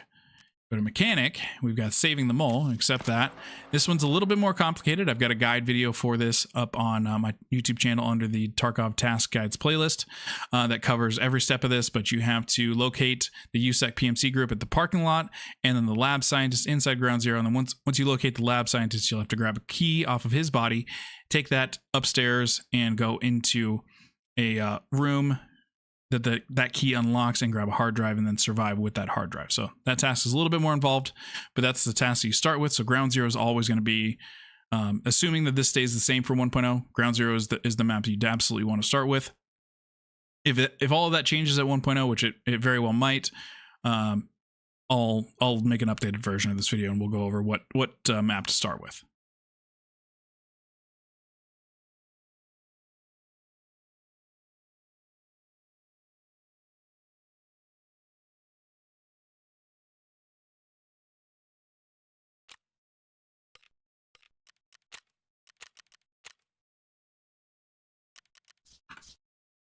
Okay, we'll clear this stuff out real quick. Throw that cash back in our bum bum.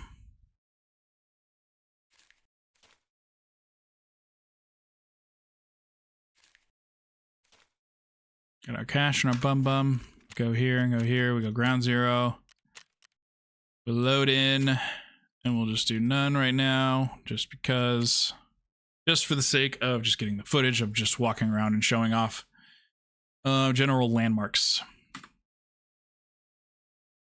That covers that. We mentioned that we don't know if all maps will be available right away or not. And then we need to show off woods and customs. And we'll just kind of fly through real quick and show off general landmark areas.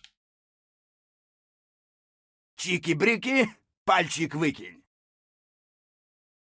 Team, thank you for the follow. I appreciate that, buddy. Sorry I'm not actually playing the game, really, but I am just working on making a big how to start strong guide for when 1.0 releases this weekend. All right.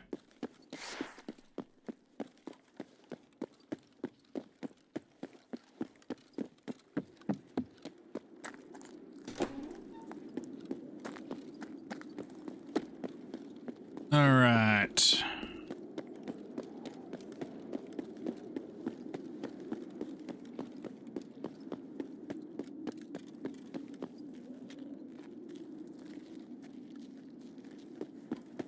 All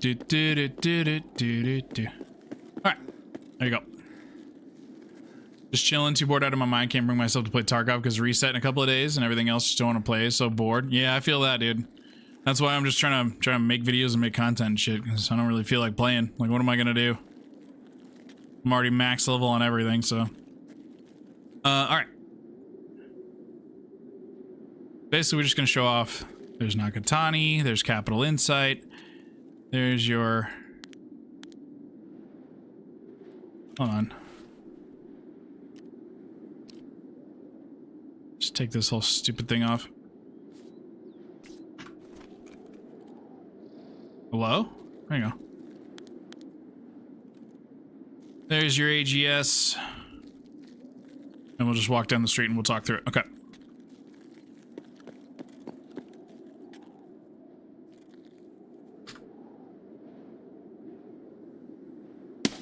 Oops. Something about Ground Zero is the only map so far that, since I got my new GPU, that is fucky.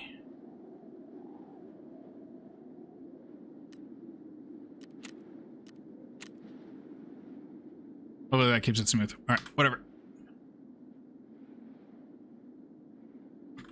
All right, so we're on Ground Zero with our starting USEC Unheard Edition kit, and we're just going to do a quick walkthrough of the various landmarks, just to kind of give you guys an idea. And once again, I have detailed guide videos in a task guide playlist for specific tasks if you're looking for how to do certain things. So there you go. There is Nakatani Plaza. There's an exfil down the stairs of that hotel right there. This is the Capital Insight building Or up on the second floor there is your AGS grenade launcher you need to locate. On the second floor there in the other room, on this side, there is a bunch of computers, toolboxes, and green crates for all sorts of loot. This is a great place to find tech items early on, like GPUs and computer parts and other things like that, so keep that in mind.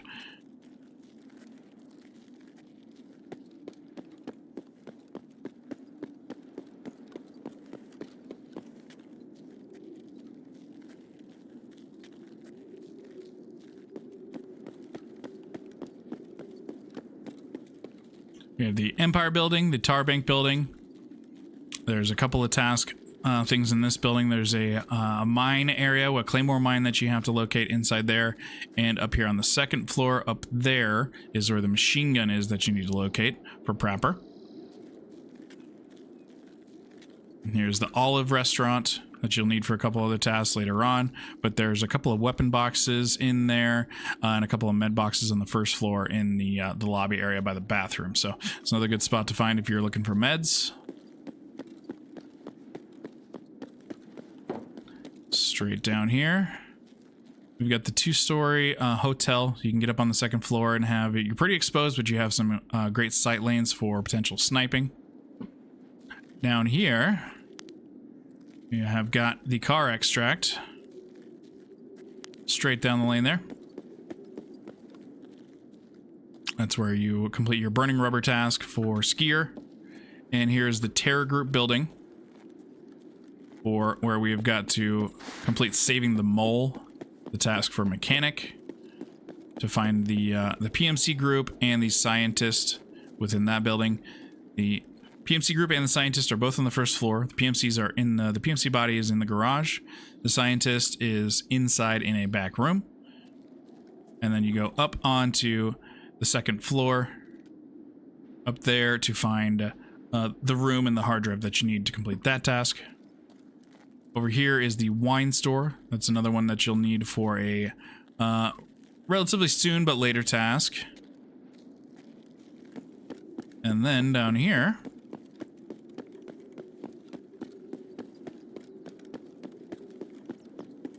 all the way down at the end here,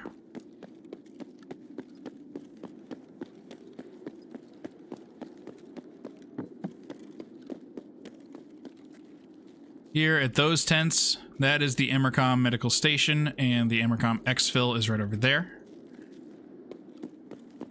And if you are wanting to know where the Mira Avenue green flare extract is, you can go from Emercom right there, down these stairs,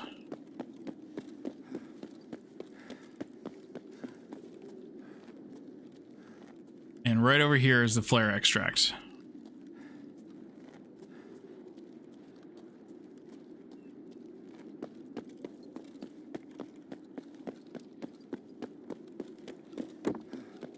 Go all the way down and around here.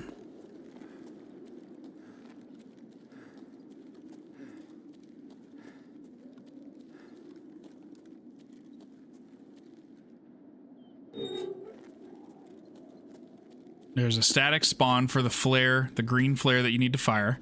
It is on this body. So if you ever loot this body and the green flare is gone, if you're playing PvP or you're with PvE buddies, I mean, somebody else has taken it. It is 100% spawn static right there. You can put it in your rig, in your backpack, in your special slot, wherever, and then you can hotkey it to pop it easy. Make sure that you get the pop-up in the bottom right corner of your screen that says signal flare area. Right there. Aim up. Don't aim straight up because then it'll go behind you, so aim just a little bit forward. Fire it. Wait maybe 5 or 10 seconds. And then you're good to go. Run on out. You can go on either side of this train car here. I like to go on this side just to be a little bit safer. And you're out.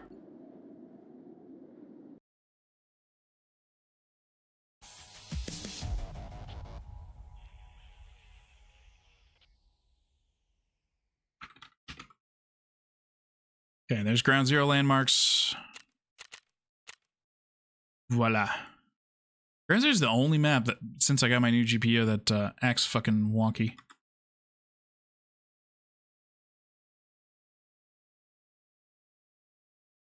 Okay.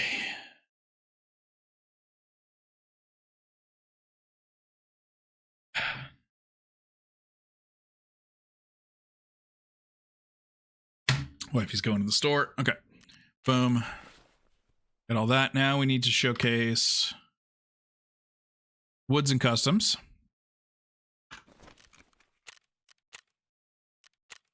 And these are big maps, so we're just going to kind of do a little flyover, you know? Boom, we don't need that. Goodbye. Boom. Go. Weird the GPU thing, but at the end of the day, it is Tarkov. Every part of it is fucky. Very true. Imagine that they just blow our minds and 1.0 is just like fully optimized. How fucking crazy would that be? It won't happen. It absolutely will not happen, but it'd be cool. Why did my fucking tablet die?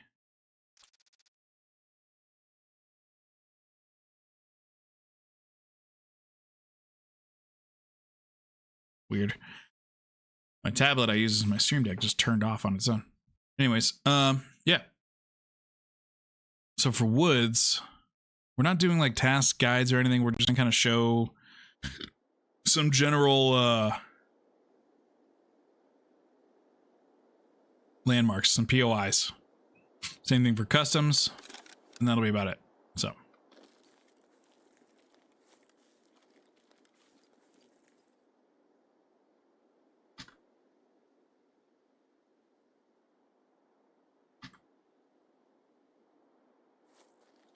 All right, so the other primary map you want to focus on is going to be Woods. Why is this all fucky too? This is also the first time I've streamed Tarkov since I got my new GPU. Are all my settings just too high? Hold on.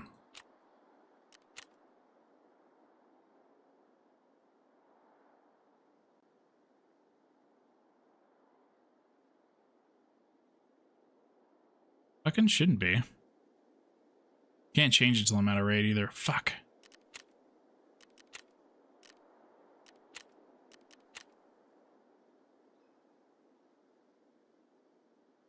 Master encoding presets. Fuck.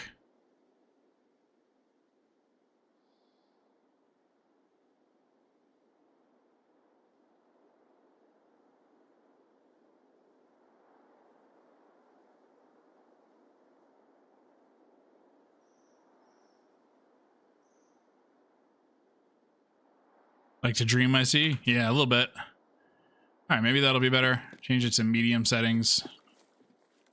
Whatever. Fucking OBS is just stupid. All right, anyways. And I was recording all that. Good. Good. All right. All right, I've got a mod that for I'm in SPT right now, by the way. I've got a mod for SPT that lets me fly around, so I'm going to do that real quick. No, I'm not playing PvP Tarkov. Don't worry.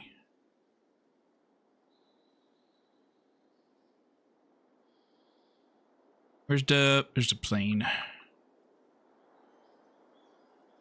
Oh. Cool.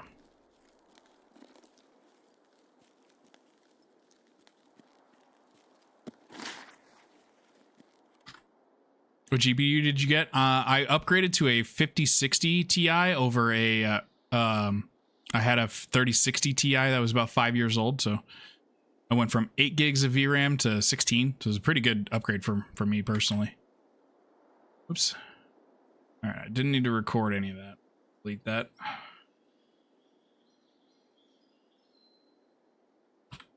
Okay, goodbye. Oops. Does this game feel quiet?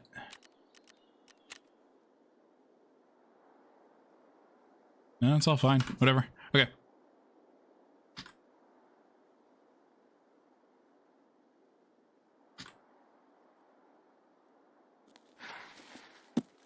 Once you've completed all of your ground zero starting tasks, you'll have a few more initial tasks, low-level tasks to complete on Woods as well as on Customs.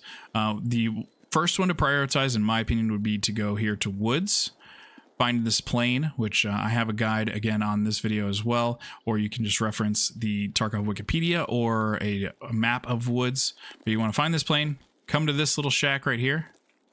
You're going to have a little letter that's going to be on the ground right there. You're going to grab it, you survive with it, and you get that task from Mechanic. But by completing it, you unlock the trader Jaeger, which is pretty important. He has a plethora of good gear that you unlock as you go along.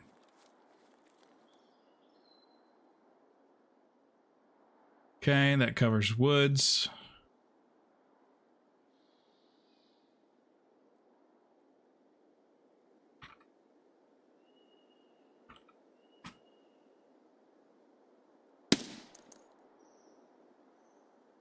Did it, did it, did it, did it, did it, did it, did it.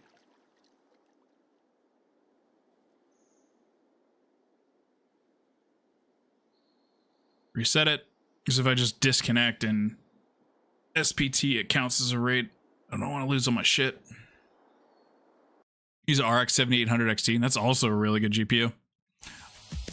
Back in February, I upgraded to a new motherboard and an AMD 9900X CPU. So I thought about going with an AMD GPU, but just for the fact that I stream and make YouTube content all on one PC, NVIDIA, because of the better encoding, unfortunately had to be the choice for me.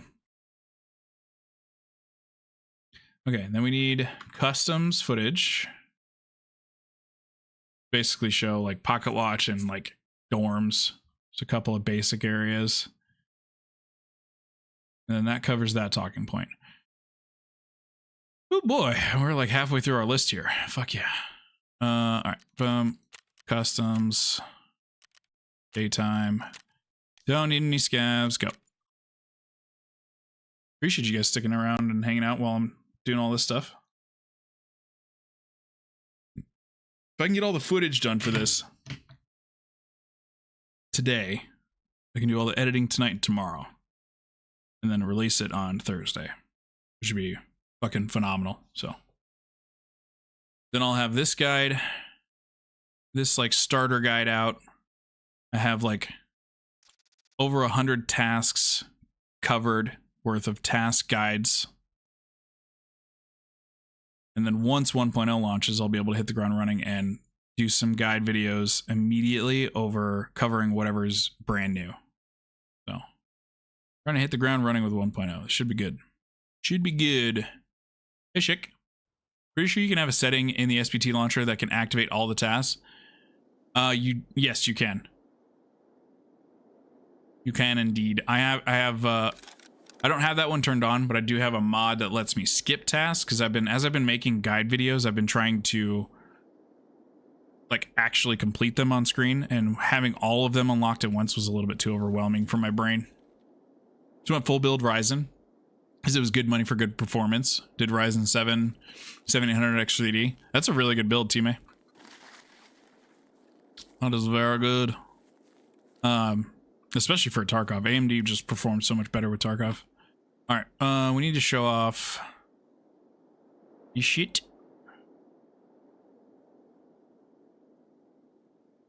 Or Pukitwooch. Right? Asks Raporio. I should have showed search mission. I can double back to that. It's okay. Bum. So for showing customs, we just want to talk about, you know, you're gonna go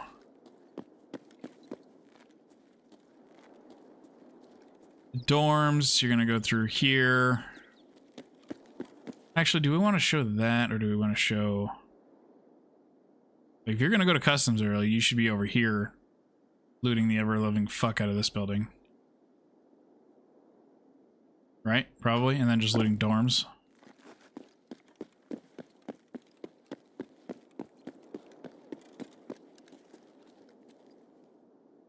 Just for the sake of showing the actual item for the task, like Pocket Watch. Yeah, I have individual guides for that where I do show those items. Absolutely, but good call.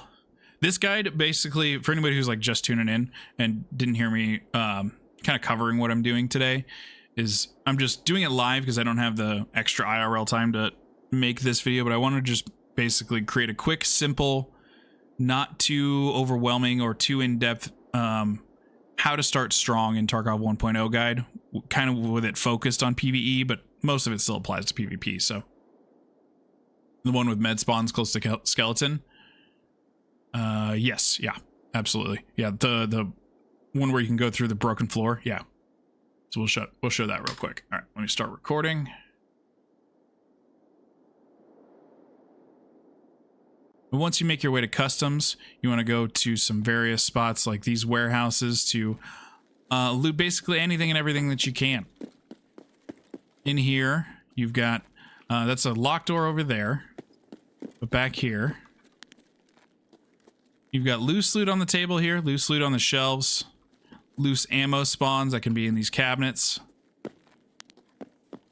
And you've got the second floor, both sides of the room, both over there and right here. In here can be 2 or 3 PCs and some various tech loot spawns, like some electronical components, and this guy right here, military gyro tachometer. So you can find GPUs and all sorts of cool stuff over here, as well as there's some various gym bags and stuff in there. Back here in this back room, there can be tools and items on the shelves. There can be tool boxes like that one right there. And there's even a med bag all the way in the back right here. So always check the top floor of this building, as well as the other side here.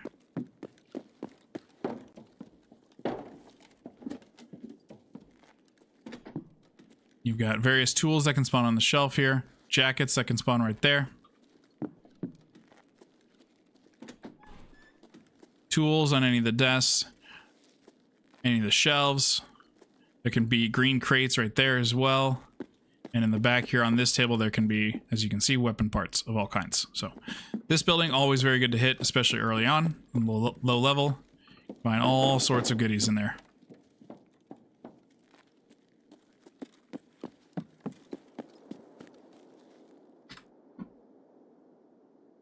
Holy fucking frame rate. What is going on? I didn't do enough testing before. Is it just DLSS that's fucking with everything?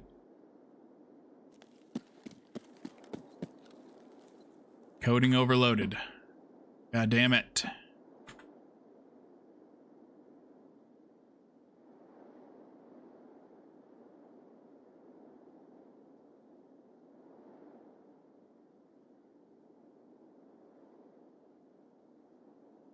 Okay, why is that happening?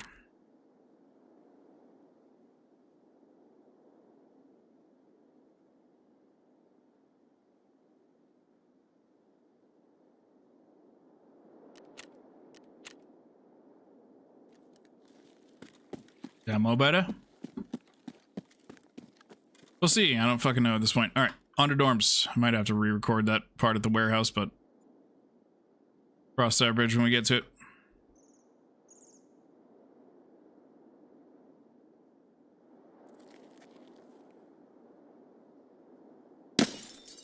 Oops. Oh, it's when I record.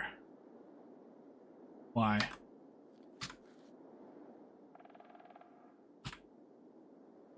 Why?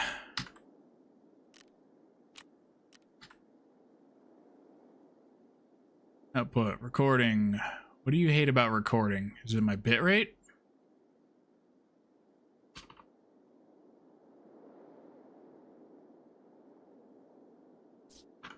It's because I'm trying to record at a higher bitrate than I'm streaming?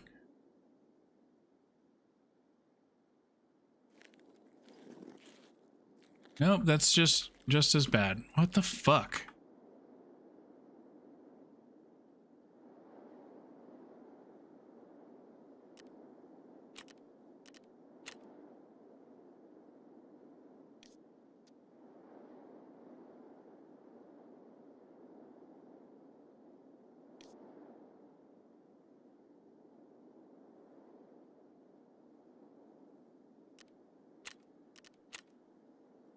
Okay, DLSS off. Nope.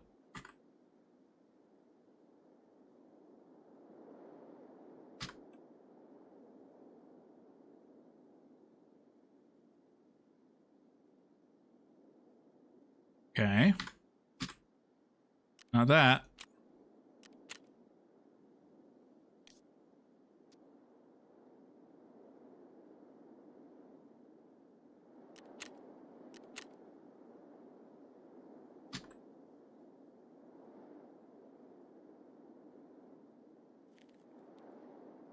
Nope. Fucking why?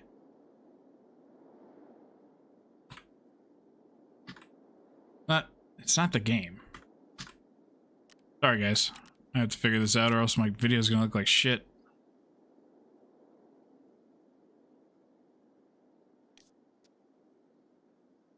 Okay. All that can stay. Why is OBS being a dick?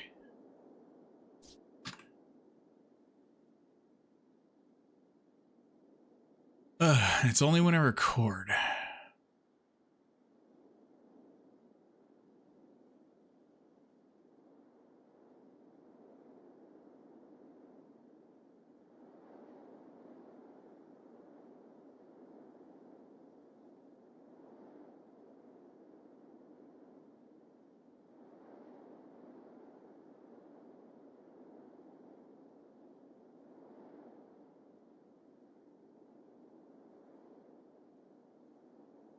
Okay.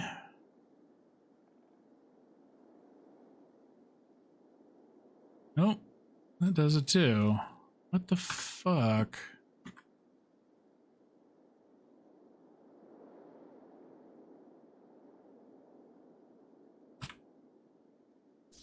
This is fucking odd. Maybe just SPT? Yeah, maybe? Which, if that's the case, that's not the end of the world, but sucky.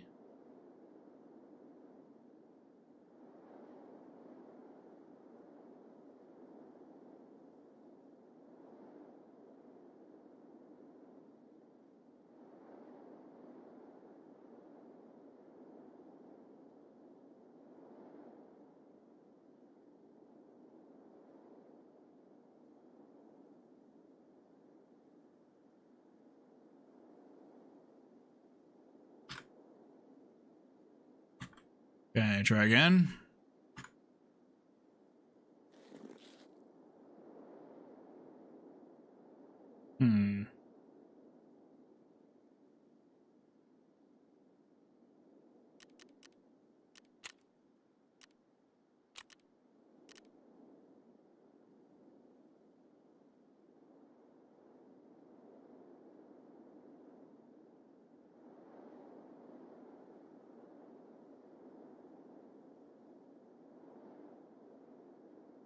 Is it me or something missing? Hi, Del.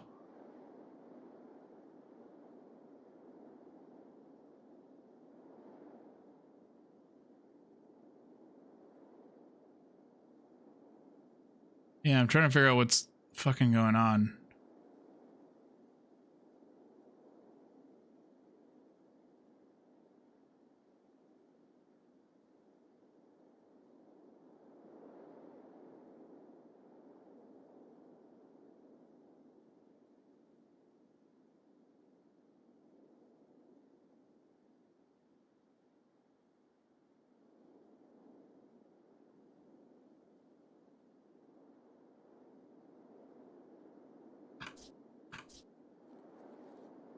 I do not understand what is happening. But it is very frustrating.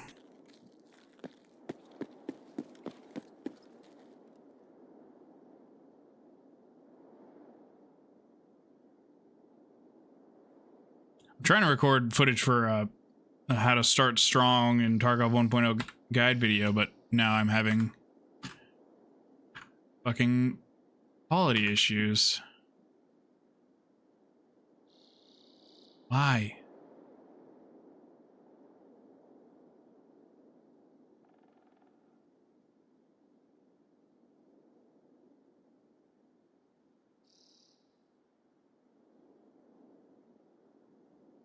Is it upscaling? No, there's no scaling at all.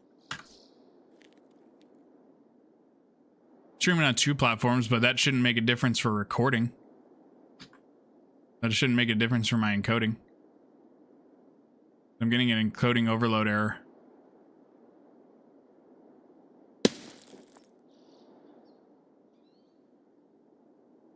Okay, that's like marginally better. Normally stream and record at the same time? No, but that shouldn't make a difference. And from what I've been told, it shouldn't.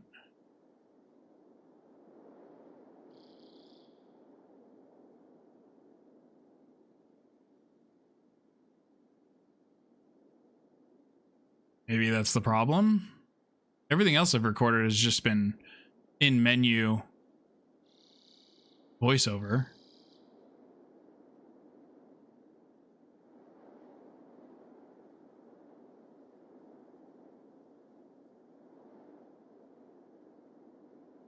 The fastest preset.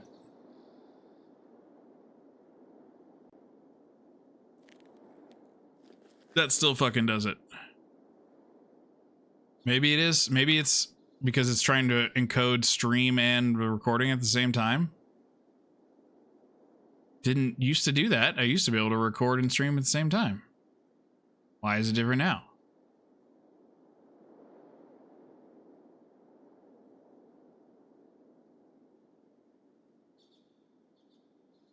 Set the tuning to low latency.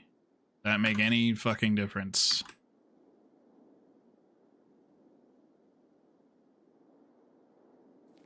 Marginal.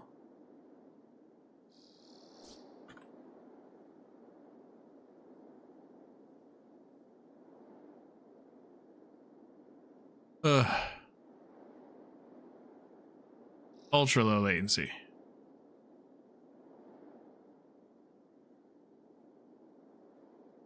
Hard drive just peaking at 100% use? Maybe. Let's see. Oh, I'm also on fucking display capture, not game capture.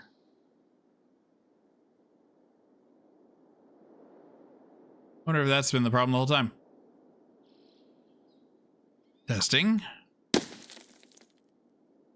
Better. Still shit. Everything else in OBS is fine. I'm not dropping frames. It's the recording that's the problem. Here, performance.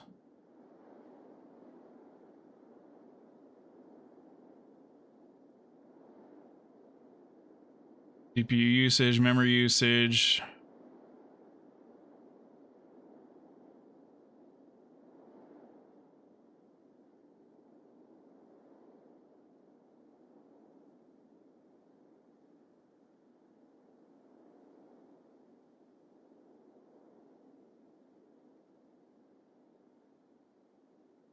Better, not great. Yeah, not great.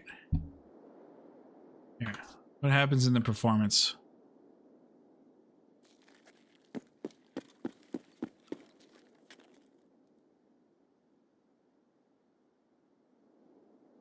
What happens there? Because when I turn the recording off, the stream goes back to smooth for you guys, right? That's what I'm seeing, at least. Yeah, my GPU memories, my VRAM spikes. Maybe it's just... Here, hold on. Let's just get out of it and just turn the settings down.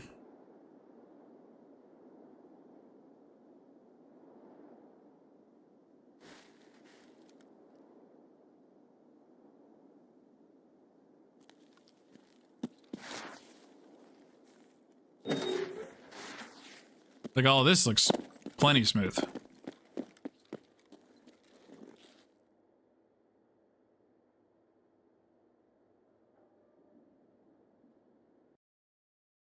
And my dedicated GPU memory is at 100%. And now it's back down. Maybe that was it. Maybe I just was running it way too high.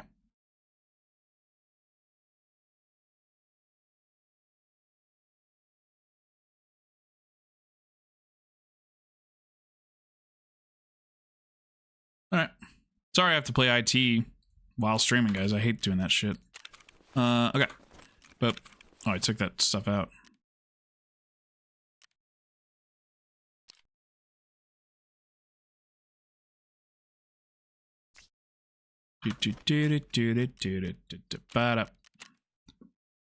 Okay, shadows quality. Medium.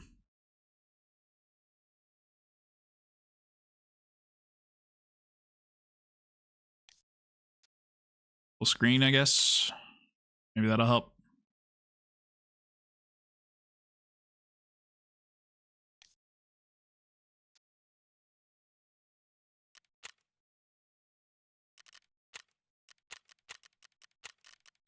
Let's go see. All right, 15, boom, no AI.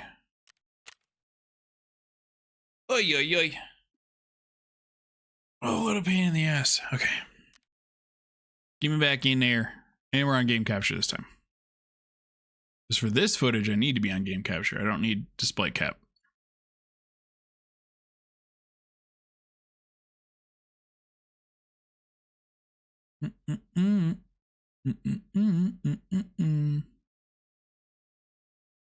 Put my finger turn back on.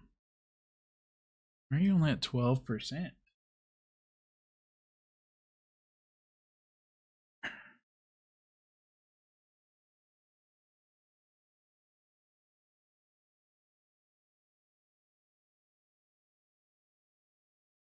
Stupid tablet. Anyways, appreciate you guys just hanging out while I figure this shit out. I am in the process today of making a how to start strong in Tarkov 1.0 guide. I'm trying to get all the footage, so bear with me. Whee! All that looks nice and smooth for you guys. Looks nice and smooth for me. That's all good. All fine and dandy. Okay.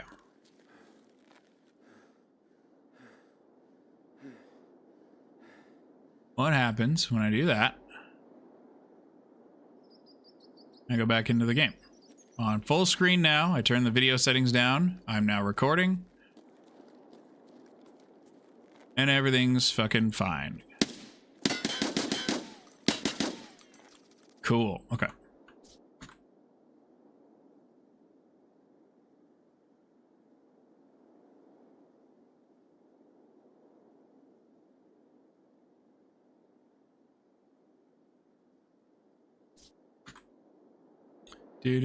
Double check these settings. Recording 10K bitrate, slow good quality. We're still on ultra low latency. What if we put the tuning back to high quality? Does that affect?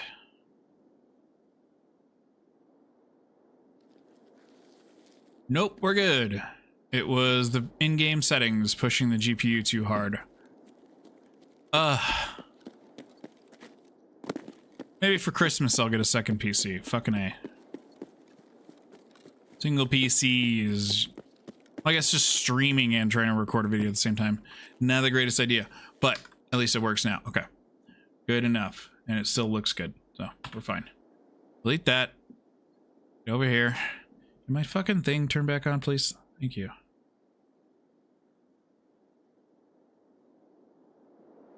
Oh, whatever. Tablet's starting. All right. Boop. Nyum.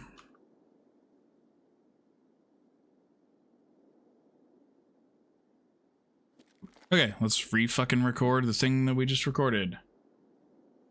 Okay.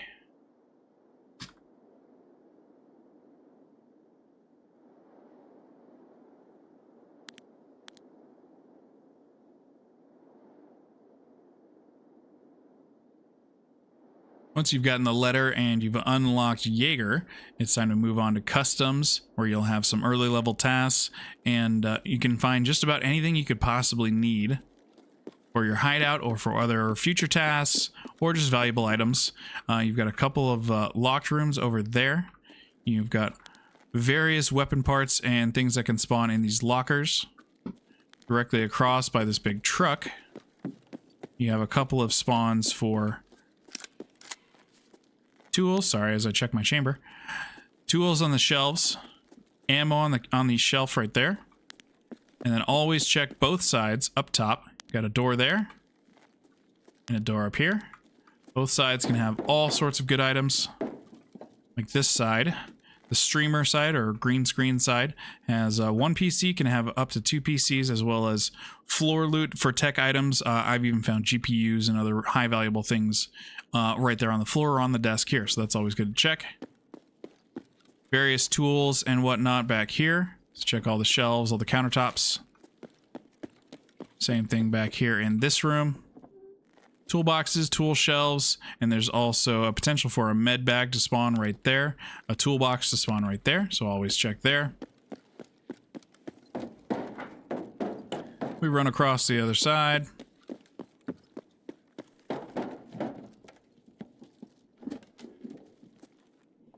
We've got some food spawns and some jackets that can spawn right here. They didn't this time.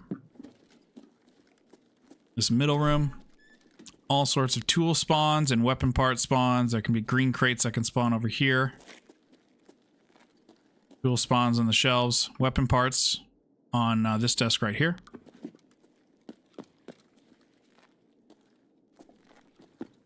And then this last room here, there can be food spawns and valuable spawns on the bed right here, like gold valuables and stuff right there. There can also be a roller watch, gold watch, that can spawn on this mannequin's wrist, and other valuable loot spawns that can spawn directly behind this barrel. So it's another quick, easy spot to check.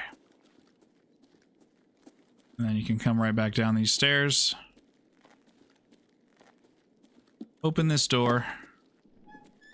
And be right back where we started.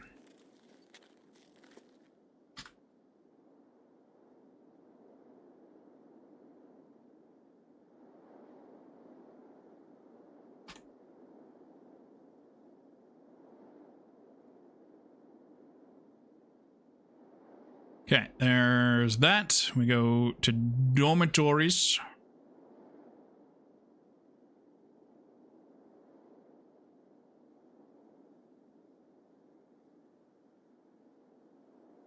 Actually, no, we got to do that, the one over here, the power building.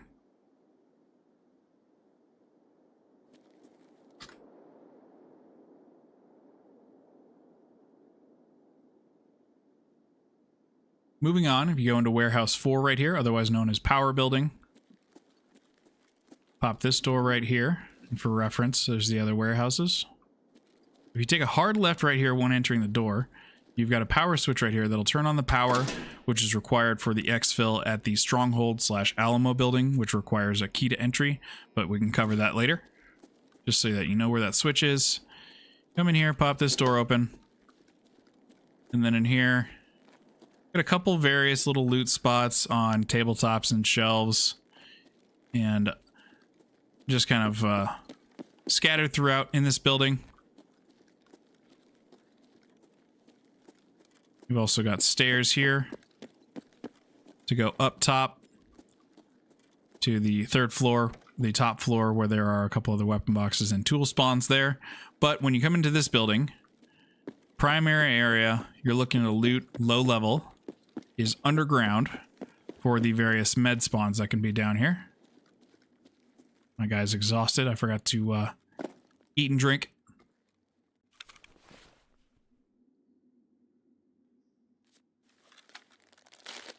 Hold on. Hey, Bobber. What is happening? I'm in SPT, Del. I am in SPT so that I can get footage for my video.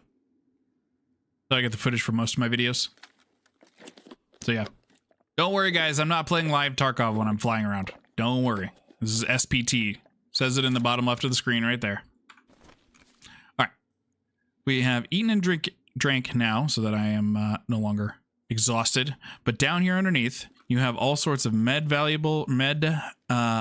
spawn locations, valuable spawn locations. Like there's a bottle of vodka right there by the fire pit. There's a weapon box right there, a weapon box right there, a gym bag right there. When we come over here, right at this chair, there can be a med box. There's some Vaseline on the chair, but that med box and on the ground next to it can spawn all sorts of stims, medical items. I've even seen a LEDX there. So always check over here when you need medical items early game. And then back here on the other side, there's a chance for, I think, weapon boxes to spawn back here as well, but it doesn't look like we got any to spawn this time. So when you come into Warehouse 4, the power building, always check underground for those medical items early game.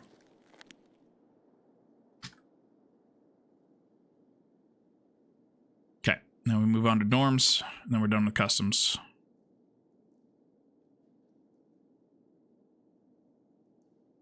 Dorms, we're just going to do a quick walkthrough. And this, I guess this is the true test of our fucking...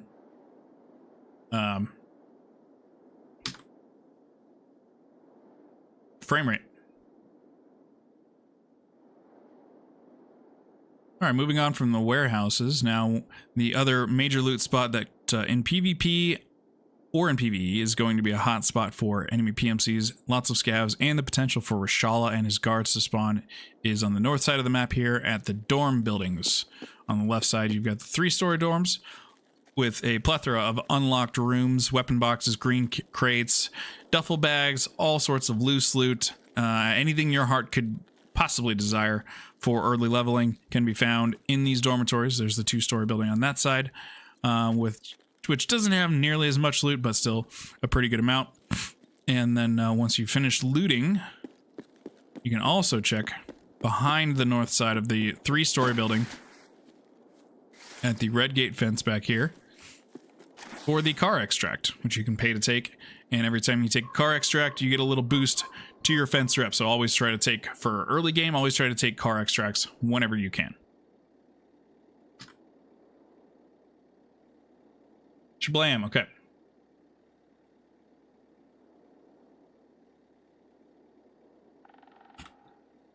Okay, title those video or those recordings. Custom dorms, walk through, boom. Okay, fucking A. Let's get out of there.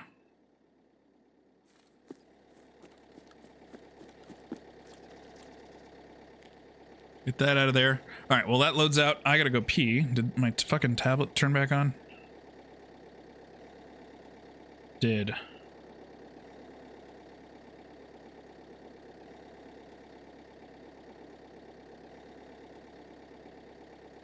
All right, there's music. I gotta pee. I gotta go let my dog inside. I will be right back. Thank you guys for hanging out. We're halfway done.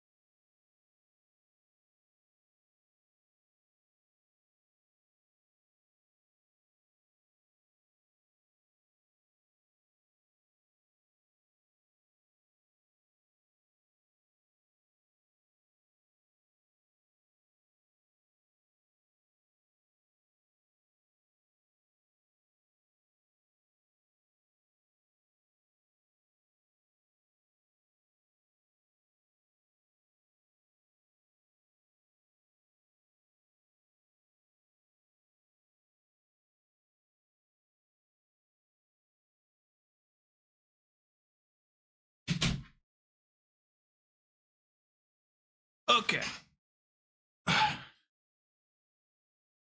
Just killed a bowl of cereal while I did that? Hell yeah, dude. What kind of cereal?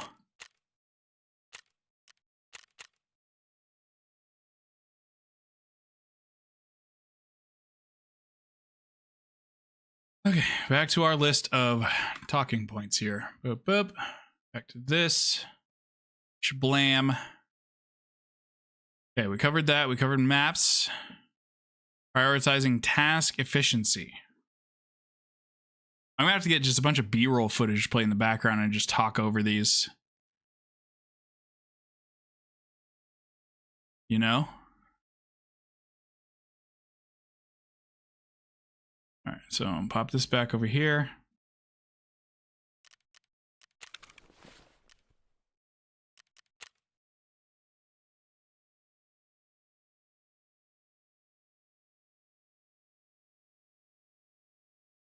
Cinnamon toast crunch. Yum, dude. Yum. All right, so we'll just try to wing this.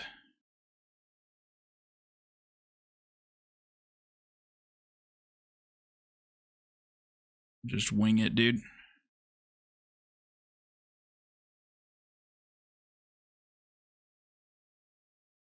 All right, the next thing I wanted to bring up and discuss is prioritizing tasks efficiently, just in the sense of you want to go into a raid early on in with your low level tasks and try to complete as many in one raid as you possibly can within a realistic standpoint. And by that I mean it's going to heavily depend on what map you're going to, where you spawn, and that the proximity of that spawn to where you need to go for your task. And then it's also you're gonna have to factor in your personal map knowledge. If you're a veteran of Tarkov and you know the maps pretty well, then you can have a better idea of what you're doing and you can get to things a little bit faster and more efficiently. But if you're brand new to Tarkov, I would highly recommend not getting greedy. Try not to go everywhere on the map. Try to focus on just going straight to your task, completing the task.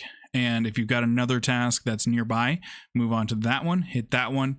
And if you start taking too much damage, if you start getting into too much of danger or big firefights, if things are getting a little bit hairy, maybe you just double back, you leave, you reset, and you focus on your survival. Get the tasks done that you can, get out, move on to the next task, so on and so forth.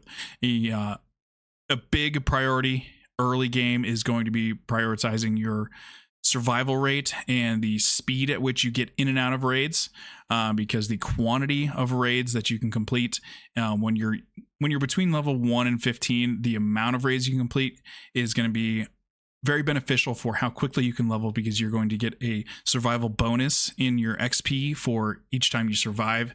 And not only that, if you get in, you go knock out 2 or 3 tasks, and you get out and you're in and out in 10-15 minutes, you turn in those tasks and then you're already on to your next set of tasks, rather than, oh, you went in, you completed one task, you spent 30 minutes in the raid, you got a couple more things you need for your hideout maybe, and then you got out.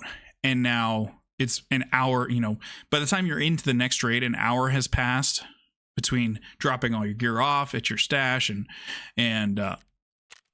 re-kitting back up with more stuff and whatnot.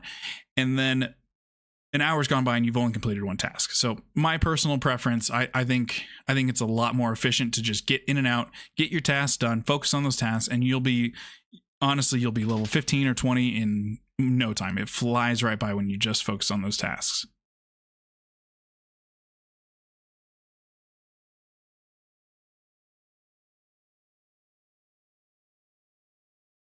Okay, that does that. We have to go over the hideouts. That knocked out the survival and speed talking point as well.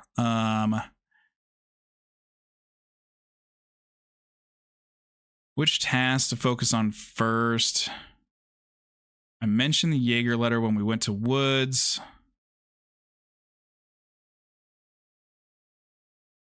Yeah, we can do this and just get rid of all these real quick. Why can't I do my Skippy thing? My Skippy thing not on?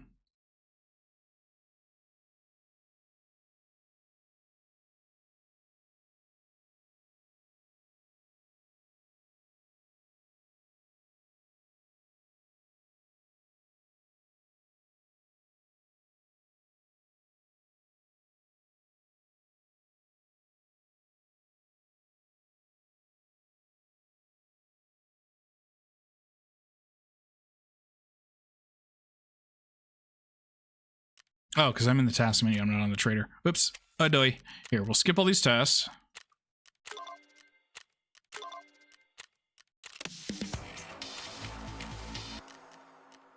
Just so that we've got these showing done, and then we can go over tasks to focus on. Shortage, we accept. Boom, we turn that in. You're good.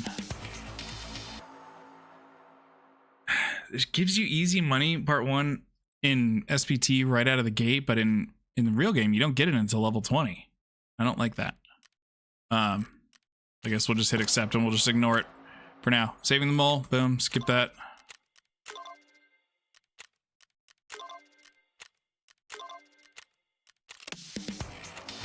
There you go, boom. A loop of you shitting on me for B-roll. Hell yeah. Introduction. Did that. Well, in theory we did that. Boom, there you go. Just get that out of the way. Acquaintance. Supplier.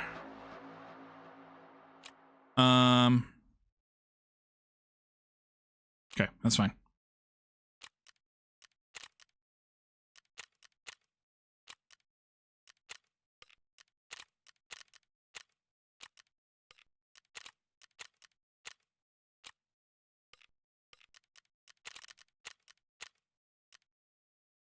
Okay, cool. Boom.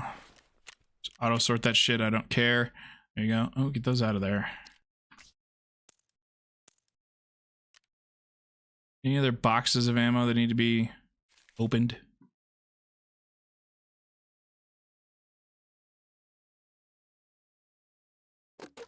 Probably not. Boom.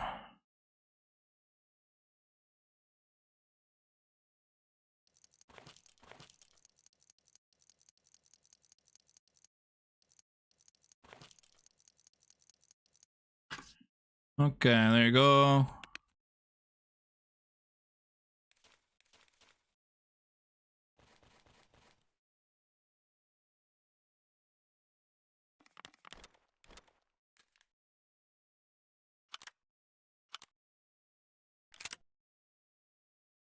Just get that shit out of the way. There you go. Okie doke. Ba ba ba ba ba.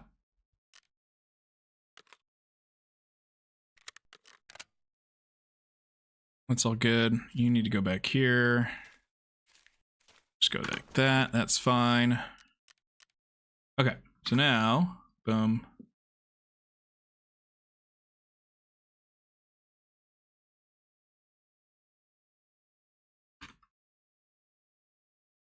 Let me put a mark next to each talking point I have covered.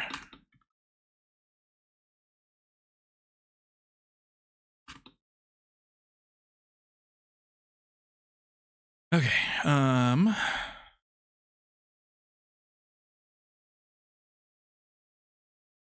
we need to go over the tasks and then the hideout upgrades.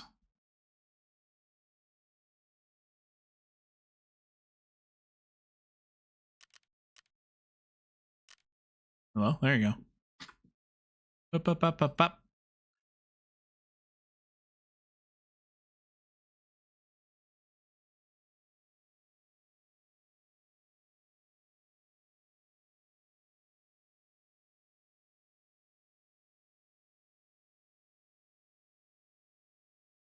On to the next topic. Which tasks should you prioritize or focus on to start with? It's a pretty simple, straightforward list. So once you've completed all your ground zero tasks, you're going to get another task from Prapper called Debut to kill 5 scavs anywhere, and then you need to hand over 2 MP133 shotguns. Those do not have to have the found in raid status. So once you have Jaeger unlocked, those shotguns can just be purchased from him.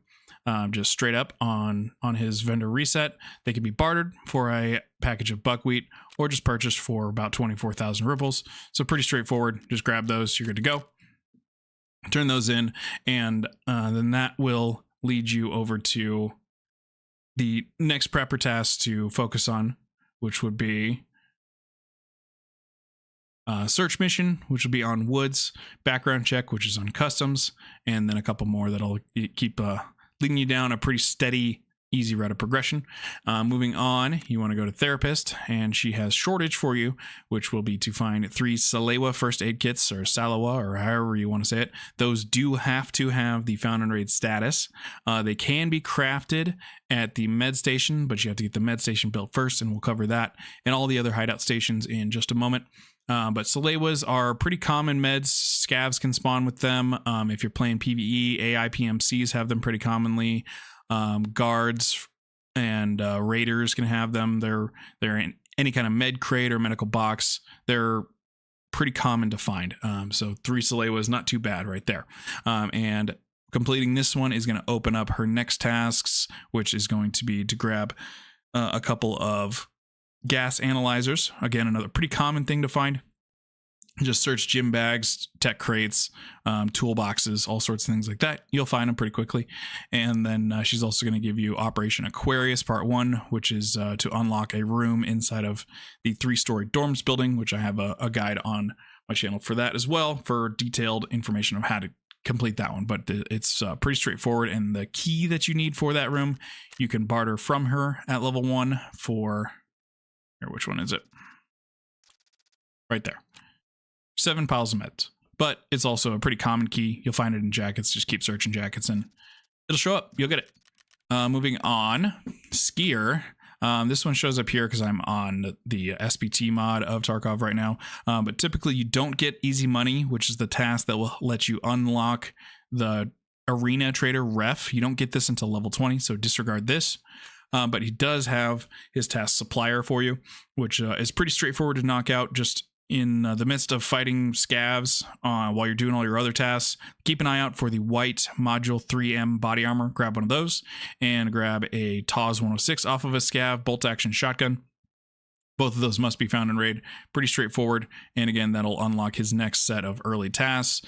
So a lot of these initial tasks from the traders after you've completed your ground zero ones are just going to need to be completed so that they open up a plethora of other tasks. So they give you the ground zero tasks, and then they give you a handful of little starter tasks, and then everything really opens up after you complete these. The other one to focus on would be Acquaintance from Jaeger, to get 3 different various pieces of food, can of beef stew, pack of instant noodles, and Iskra ration packs. These all must also be found in raid.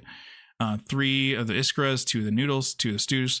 Just check all sorts of scab bodies, check food crates, ration crates, anything like that. Anywhere food can spawn, these are pretty common. You'll find those, no problem.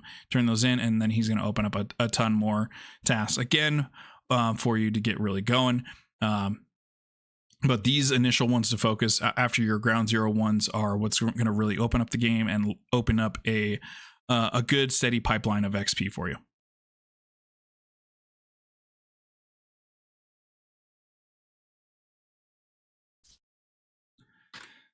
All right, that covers Tasky Poos. Mark that one complete. Hideout stuff.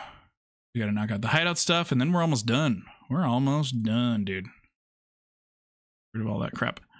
Boom. Okay. Hideout Pooparoo. And also, we need to show off that guy. We need to show off how to make your own notes. Okay, so.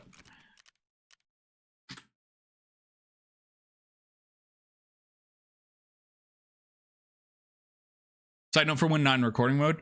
How has your Arc Raider experience been? I love Arc Raiders. I have not had hardly any time to play. I think I'm still like level 10. But the game is phenomenal. It's a ton of fun. I just need to... I wish it was working on Steam Deck. I didn't play any on Steam Deck, but I saw it was working on Steam Deck after launch, and then the first big update that they did broke it on Steam Deck. So I'm really hoping that they can get it working on Steam Deck. If that can become a verified game optimized for Steam Deck, I'll play that in bed every night, just running free kits. But yeah, I'm trying to make more time to play, especially if I can squad up with Max or with you or somebody. But game's a ton of fun. Arc Raiders is absolutely phenomenal. It is really good. What level are you up to now? Did you grind a bunch over the weekend? Okay. We need to show hideout and go over each station. Okay. Chart recorder. Up.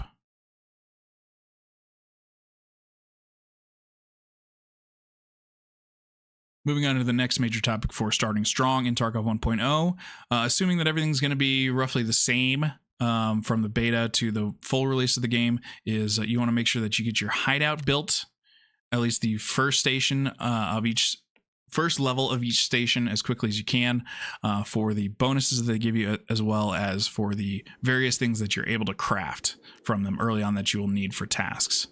There's a little blah, blah, blah dialogue about your hideout.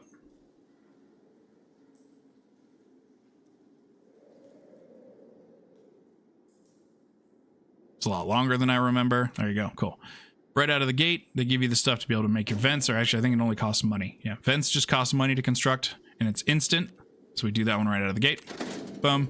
Vents is done. That's what you need for level 2.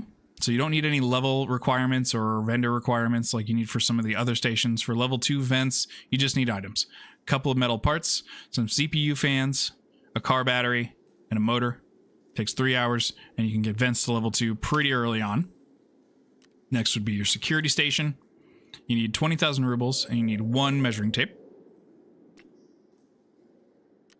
And you need, next up would be illumination. You need 10,000 rubles and 1 cricket lighter.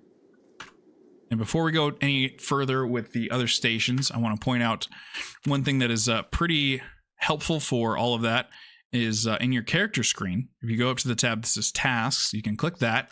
Go over here to the right side and click notes and add note, and you can make your own hideout shopping list. Rather than having to open a notepad on your computer or write it down in a physical journal or something, you can just write down in-game, need stuff, save it, and you can access it at any time, make a new note, edit it, boom. You have your own little shopping list that you can go off of that you cannot view in Raid, unfortunately, but at least when you're going through your stash management, you have that as an option. So moving on, we have the workbench. Level 1 requires 2 nuts, 2 bolts, and 1 Leatherman handy tool. The Leatherman handy tool, if you go to filter by item after right-clicking it, you can buy it right out of the gate, right from level 1 from mechanic. So that one you don't need to worry about finding in Raid.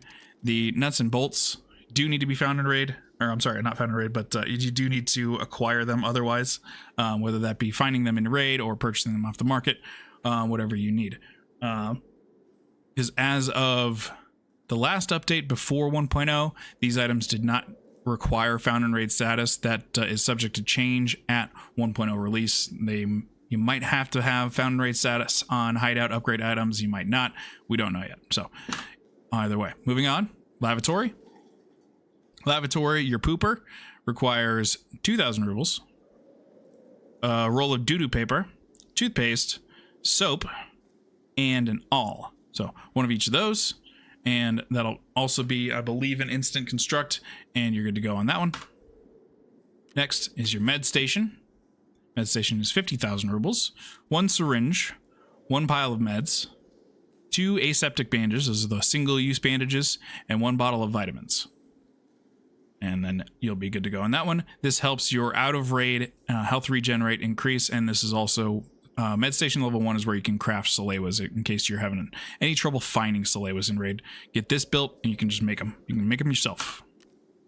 And then we have the rest space up here. Hold on. Requires 1 box of classic matches, 1 roll of duct tape, and 10,000 rubles. And then you have the heating, 25,000 rubles, and 2 classic matches. So you can use that to just go through each little station here, build your little shopping list with that little notes tool that I just showed you. And then that way you can have a general idea of when you're out in Raid of what you need to keep an eye out for which station you're focusing on trying to upgrade. And from there, you'll increase. Eventually, you'll get to build a generator right here. You can see all the different options for things that aren't shown up in the actual hideout right here. Along the bottom, there's a booze generator, there's a Bitcoin farm, there's an Intel center, there's a generator, so on and so forth. So you have all sorts of cool options. Air filtering unit, all sorts of things with their various individual upgrades and everything. I'll probably make a guide video later on of a full hideout breakdown and everything. But yeah, that's the basics for right now. For what you need is just try to get everything up to level 1, and you should be good to go early on.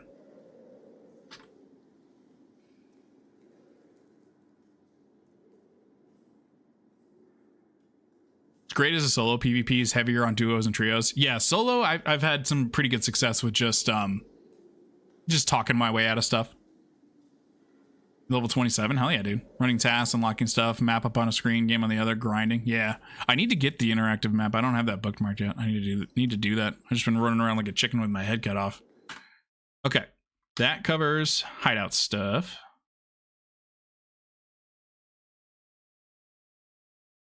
Also, this blacking out every time because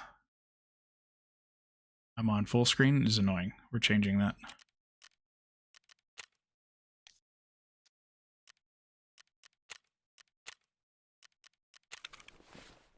I think my recording problem in RAID was with the overall graphic quality, not the full screen. So doubles. Just pooping in the corner until the lavatory is built, I guess. Yeah, I mean, if you're like me, you just never build the lavatory and you stay pooping in the corner. That's the way you live, dude. All right, so that covers almost all of our talking points. Fighting a boss, I feel like that could be an entirely separate guide. Like I could do, you know, how to farm bosses early. I think we're going to scratch that one. That talking point. Covered hideout, we covered tasks, basic loadouts. General looting tips. Oh, there's the map. Thank you. Let me do that right now. Ooh, fancy. Thank you, Del. Shave. Bookmark this tab. There you go. Perfect. Thank you. True gamer behavior, to be honest. Yeah, I know, right? We out here trying. We out here trying to not poop in toilets. That's what we're doing. Okay, back to talking points. We're almost done, dude. Getting all the footage is great because then the editing part is the easier part. General loot tips. We could go over the scav real quick.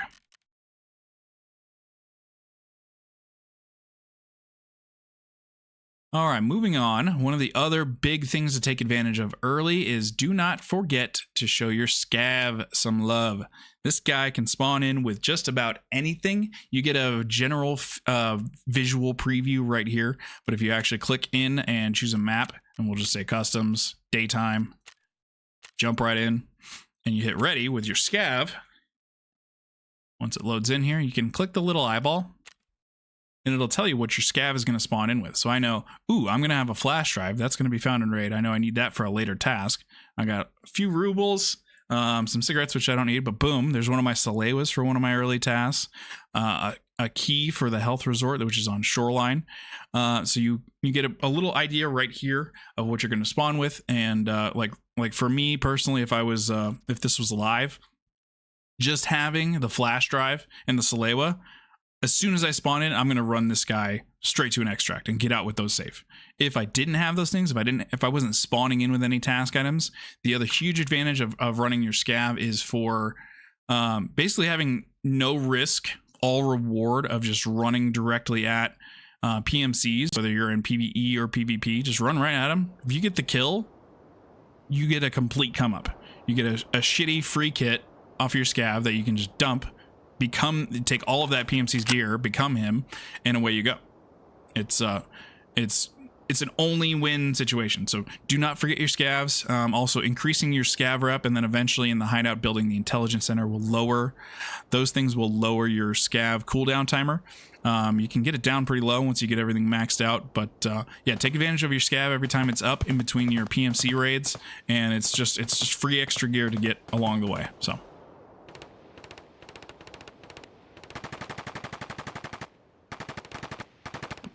All right, let's go W key this scav real quick.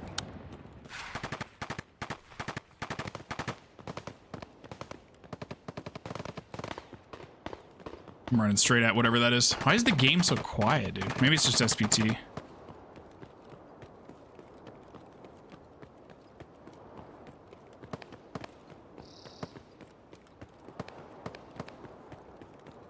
Scav? That's a scav. Can I get him to follow me?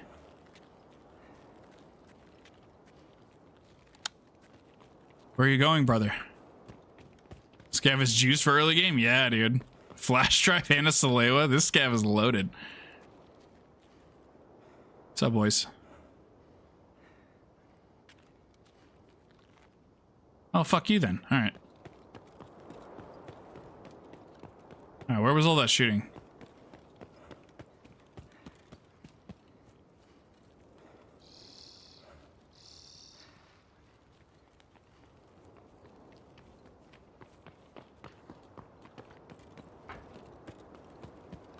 Frame rate still feels wonky.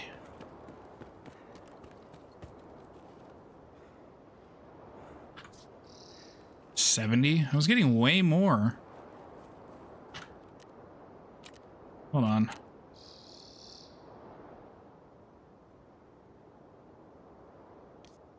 What if I turn that back off?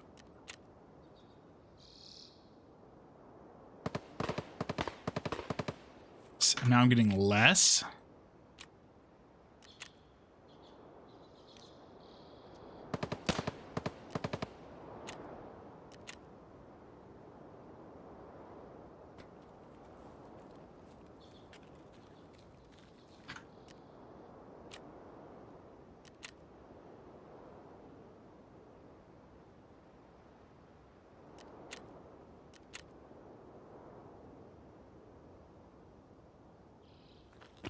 Maybe it's just SPT. I was getting like well over 100 frames on every map in regular Tarkov. Whatever. Let's just go die. It's just SPT. Literally doesn't matter.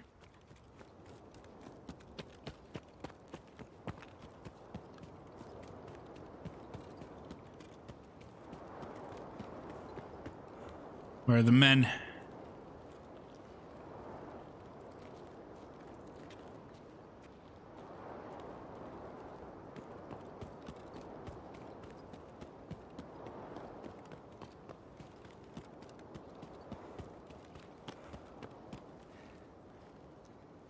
Brother, where are they?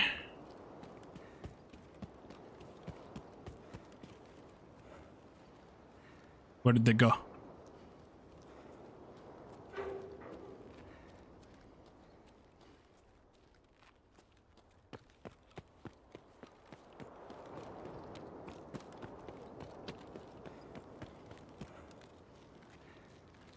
Oh, did you do some Mark Raiders with doubles? Nice, dude. Hell yeah. How are you liking the game, doubles?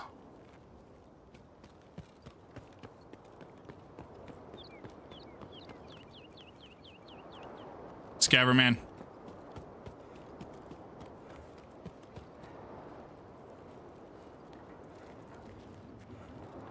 Scav. What are you looking at over here? Silly little guy. Where am I? This must just be SPT. My frames are fucking dog shit.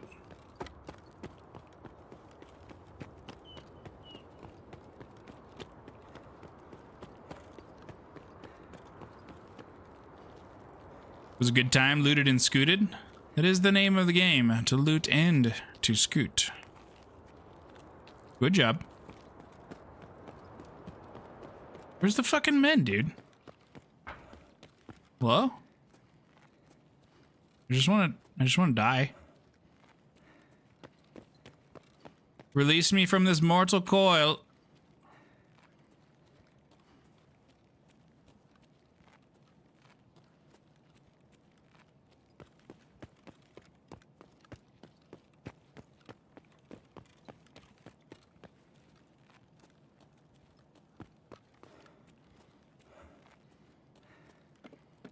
I'll do it myself if I have to.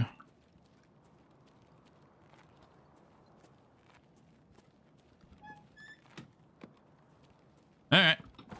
Bye. I didn't die. Okay, good. No, it's good. It's real good.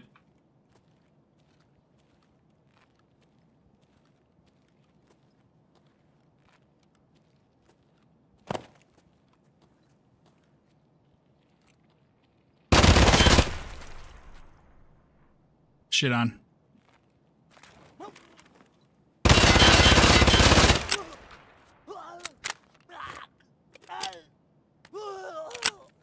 We'll see how people feel about it in a few months when the realities of the extraction life set in, but it's fun times for now. Yeah, I think in like a month, whenever the first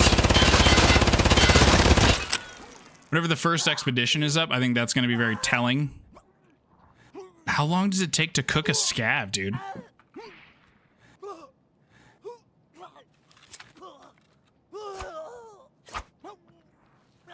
Dude, this is a slow roasted scav.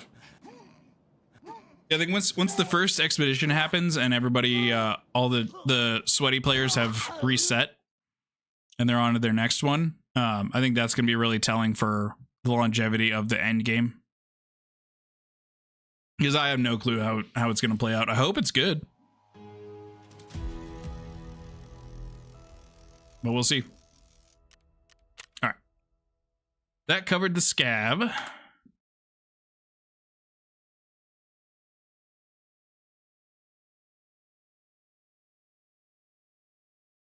Oh, shit, I didn't name these Vibios.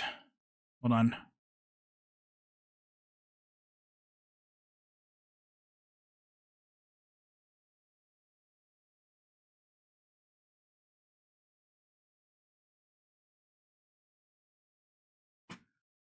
Okay, don't forget your scav. What's this one?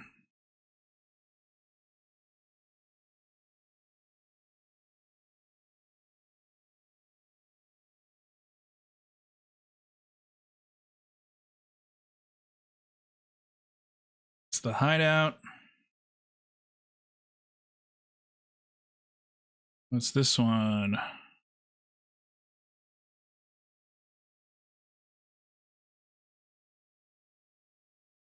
Task priorities.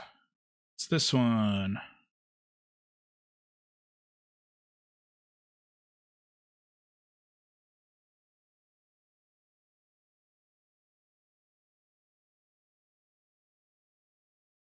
Task part. Task efficiency. Okay, those are all labeled. What is our last talking point? That is the scav. We can mark that complete. General loot tips.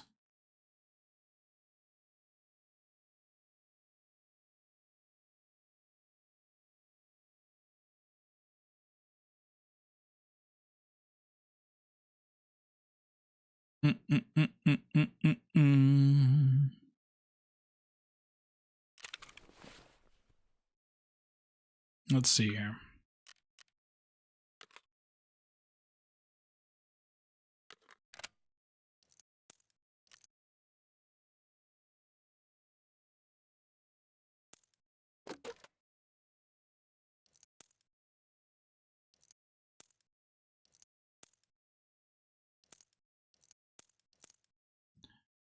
I don't have any 545.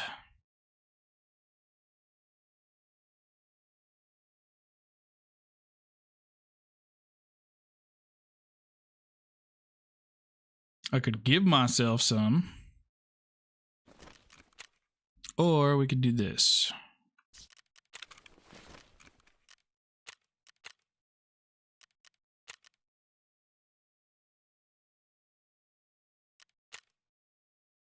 No, we don't want to show a map that we're not going to be going to. Let's go back to let's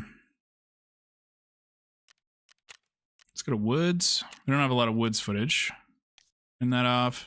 Go. We'll show a couple loot locations. And then I think we're done with footage for the most part. We do a little outro.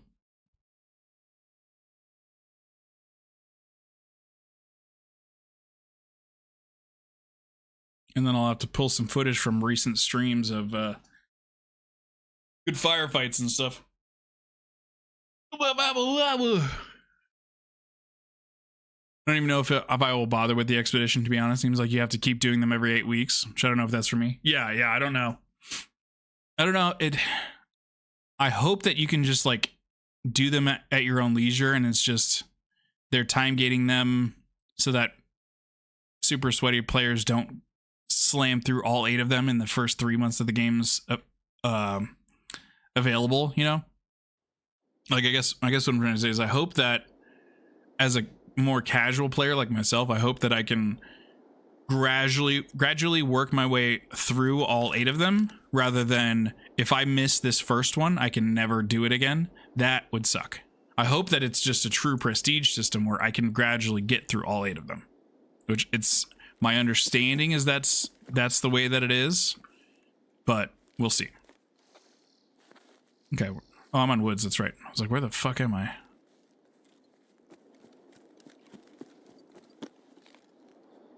SPT fly away. Yum.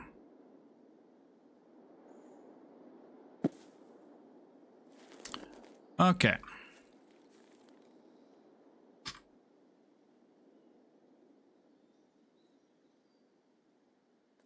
Okay, the last quick thing I want to touch on is just general looting tips. So I came out here to the med camp on Woods, which is the sawmill is over that way, and the RUAF exfil with the green smoke is off that way.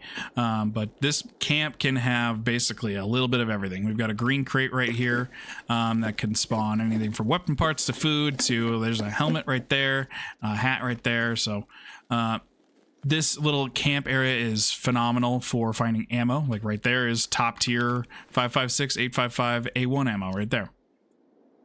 Basically best ammo in slot for a 5.56 weapon. So you can check everywhere over here for, you know, that table has ammo. There's various other spots throughout here that I'll show you in a second that have ammo. You can go up top here for weapon parts, and then this crate is a tech supply crate, so this could spawn anything tech related, any tools. So right there's a couple of things. Over on this side, this table can spawn a weapon box that could have whole weapons in it, or ammos or whatever. Here's another weapon box right there. So just in general, you don't want to try and focus on early level looting where you're not going too far out of your way when you're trying to chase the loot. You don't want to, you know, to harken back to what we said earlier about prioritizing survival and the speed at which you get in and out of raids early on. You want to keep that in mind, especially when you're looting something like this. Like if you spawn close to this camp, go right here, loot the crap out of it, get everything you can, and then go do your task and get out. Versus if you spawn, see, like there's a full AFAC right there. If you spawn far away, but this camp is on your way to the RUAF exfil, hit it on your way out, see what you can grab. Yeah, try not to go too out of your way for loot unless you have to. Focus on just pathing to your tasks and then pathing to extracts and looting along the way with things that are just nearby, because for most of the maps there's just loot everywhere. So just look around, you'll find stuff. When you're looking for very specific things, that's when you can kind of go out of your way, but for the most part just kind of you know, focus on your tasks. That's you need to focus on just XP and hideout items early on.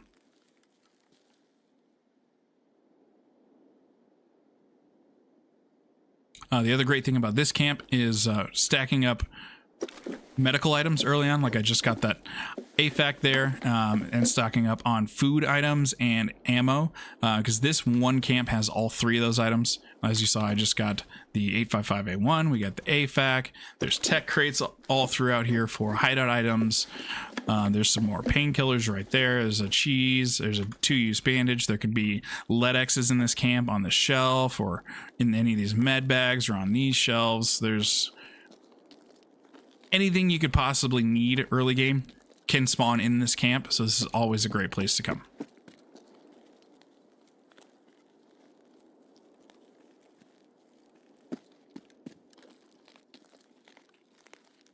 And just in general, early game, the best items to really focus on when you're here is like the AI2, the veterans call it the cheese HP heal kit. That's kind of a last resort one. If you can find AFACs or IFACs or Grizzlies or car kits, those are generally speaking better for medical items. The 2-use bandages rather than the 1-use like this one, the alu splints, the calic bees, those are the things that you want to prioritize looting over the lower valuable bandages and other medical items. Same thing with food. I don't have any food and water on me right now, but food items that are going to return a larger amount of hydration or energy points, those are always going to be prioritized over anything else. And then ammos, depending on what caliber of ammo you're wanting to use, or what's just most abundant.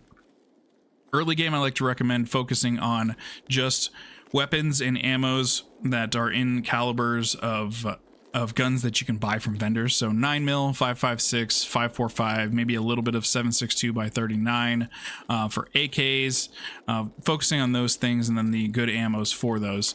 Like for 5.56, the 5.5A1 ammo is best in slot. The one that I have on me right now is the 8.56A1, which would be the next step down from 8.55A1. 5.45 ammo, you're looking for BP, PP, PS, anything higher tier than that, what you're looking at like PPBS or 7N40, which those are going to be pretty rare, but if you find them, cool. Otherwise, 9mm, you're looking for AP 6.3 or PBP.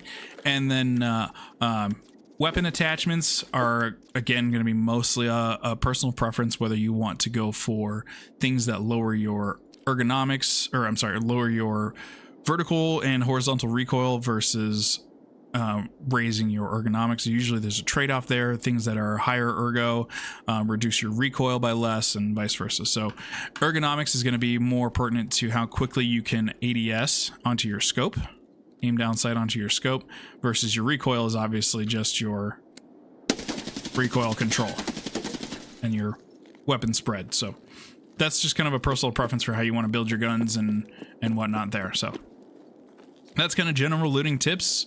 That covers most of everything I wanted to cover for...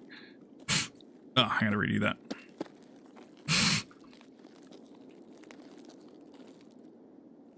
So that's kind of general looting tips. That kind of covers most of what I wanted to cover for a basic guide, a straightforward, non-overwhelming informational guide for how to start strong in Tarkov 1.0. Again, this is kind of mostly geared towards PvE, but the game still runs the same way in PvP, and most of these tips also apply to PvP. So whichever mode you're playing, or if you're playing both, good luck out there, and go dominate.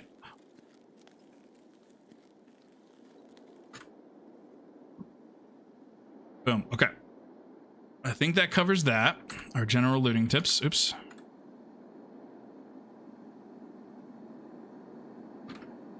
And I think that's all of our footage. Anything else I need, I can get after the fact in just extra B-roll stuff. I have lots of B-roll as well. We're going to save this.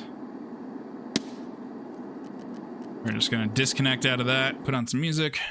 What's up, Slay and Steven? Are you wiping day one or looking at doing the story in PvE? I will be wiping at day one so that I can do the end game PvE. Absolutely. And then once I get through all, if not most if not all of the whatever story there is for 1.0, then I think I'll be mixing in some PvP as well with buddies. I don't know how much solo PvP Tarkov I'll play, but anytime I've got buddies that want to play PvP, I'll probably hop in and just casually grind PvP. PvE is where I'm gonna main grind, though, for sure, with hammering out tasks and high level and getting to end game as quick as I can. So that's the plan.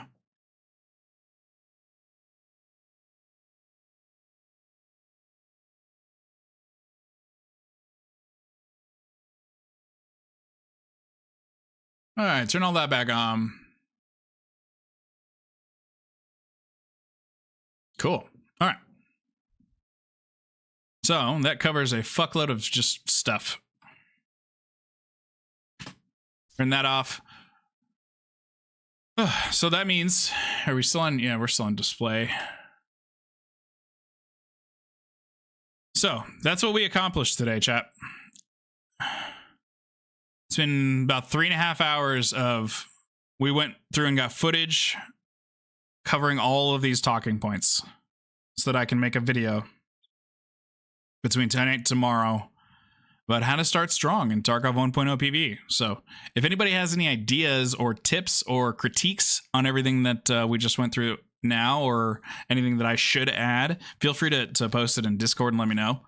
But otherwise, I'm gonna start grabbing some B-roll footage and fine-tuning this and editing it tonight. So this is gonna be good, dude.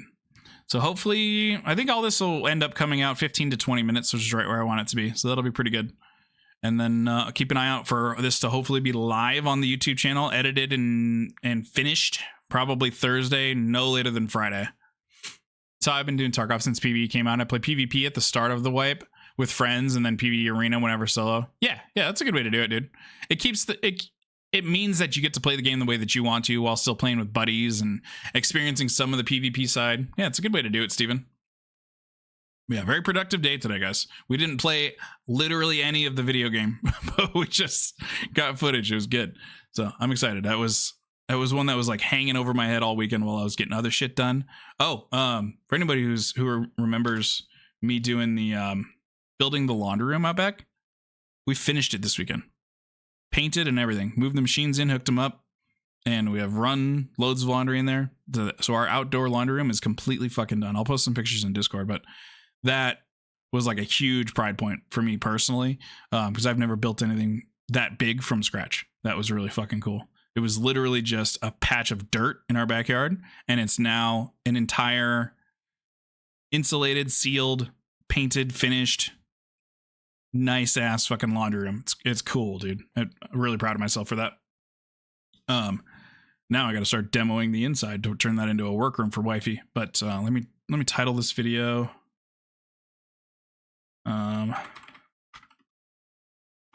General loot tips. Let's make a folder for all these clips titled Start Strong. Here, let's actually change that. How to start strong. Put all of those in there. That way they've all got a little home. This can go in there. Beautiful. Okay. All that is ready to start being edited. Fuck yeah. Otherwise,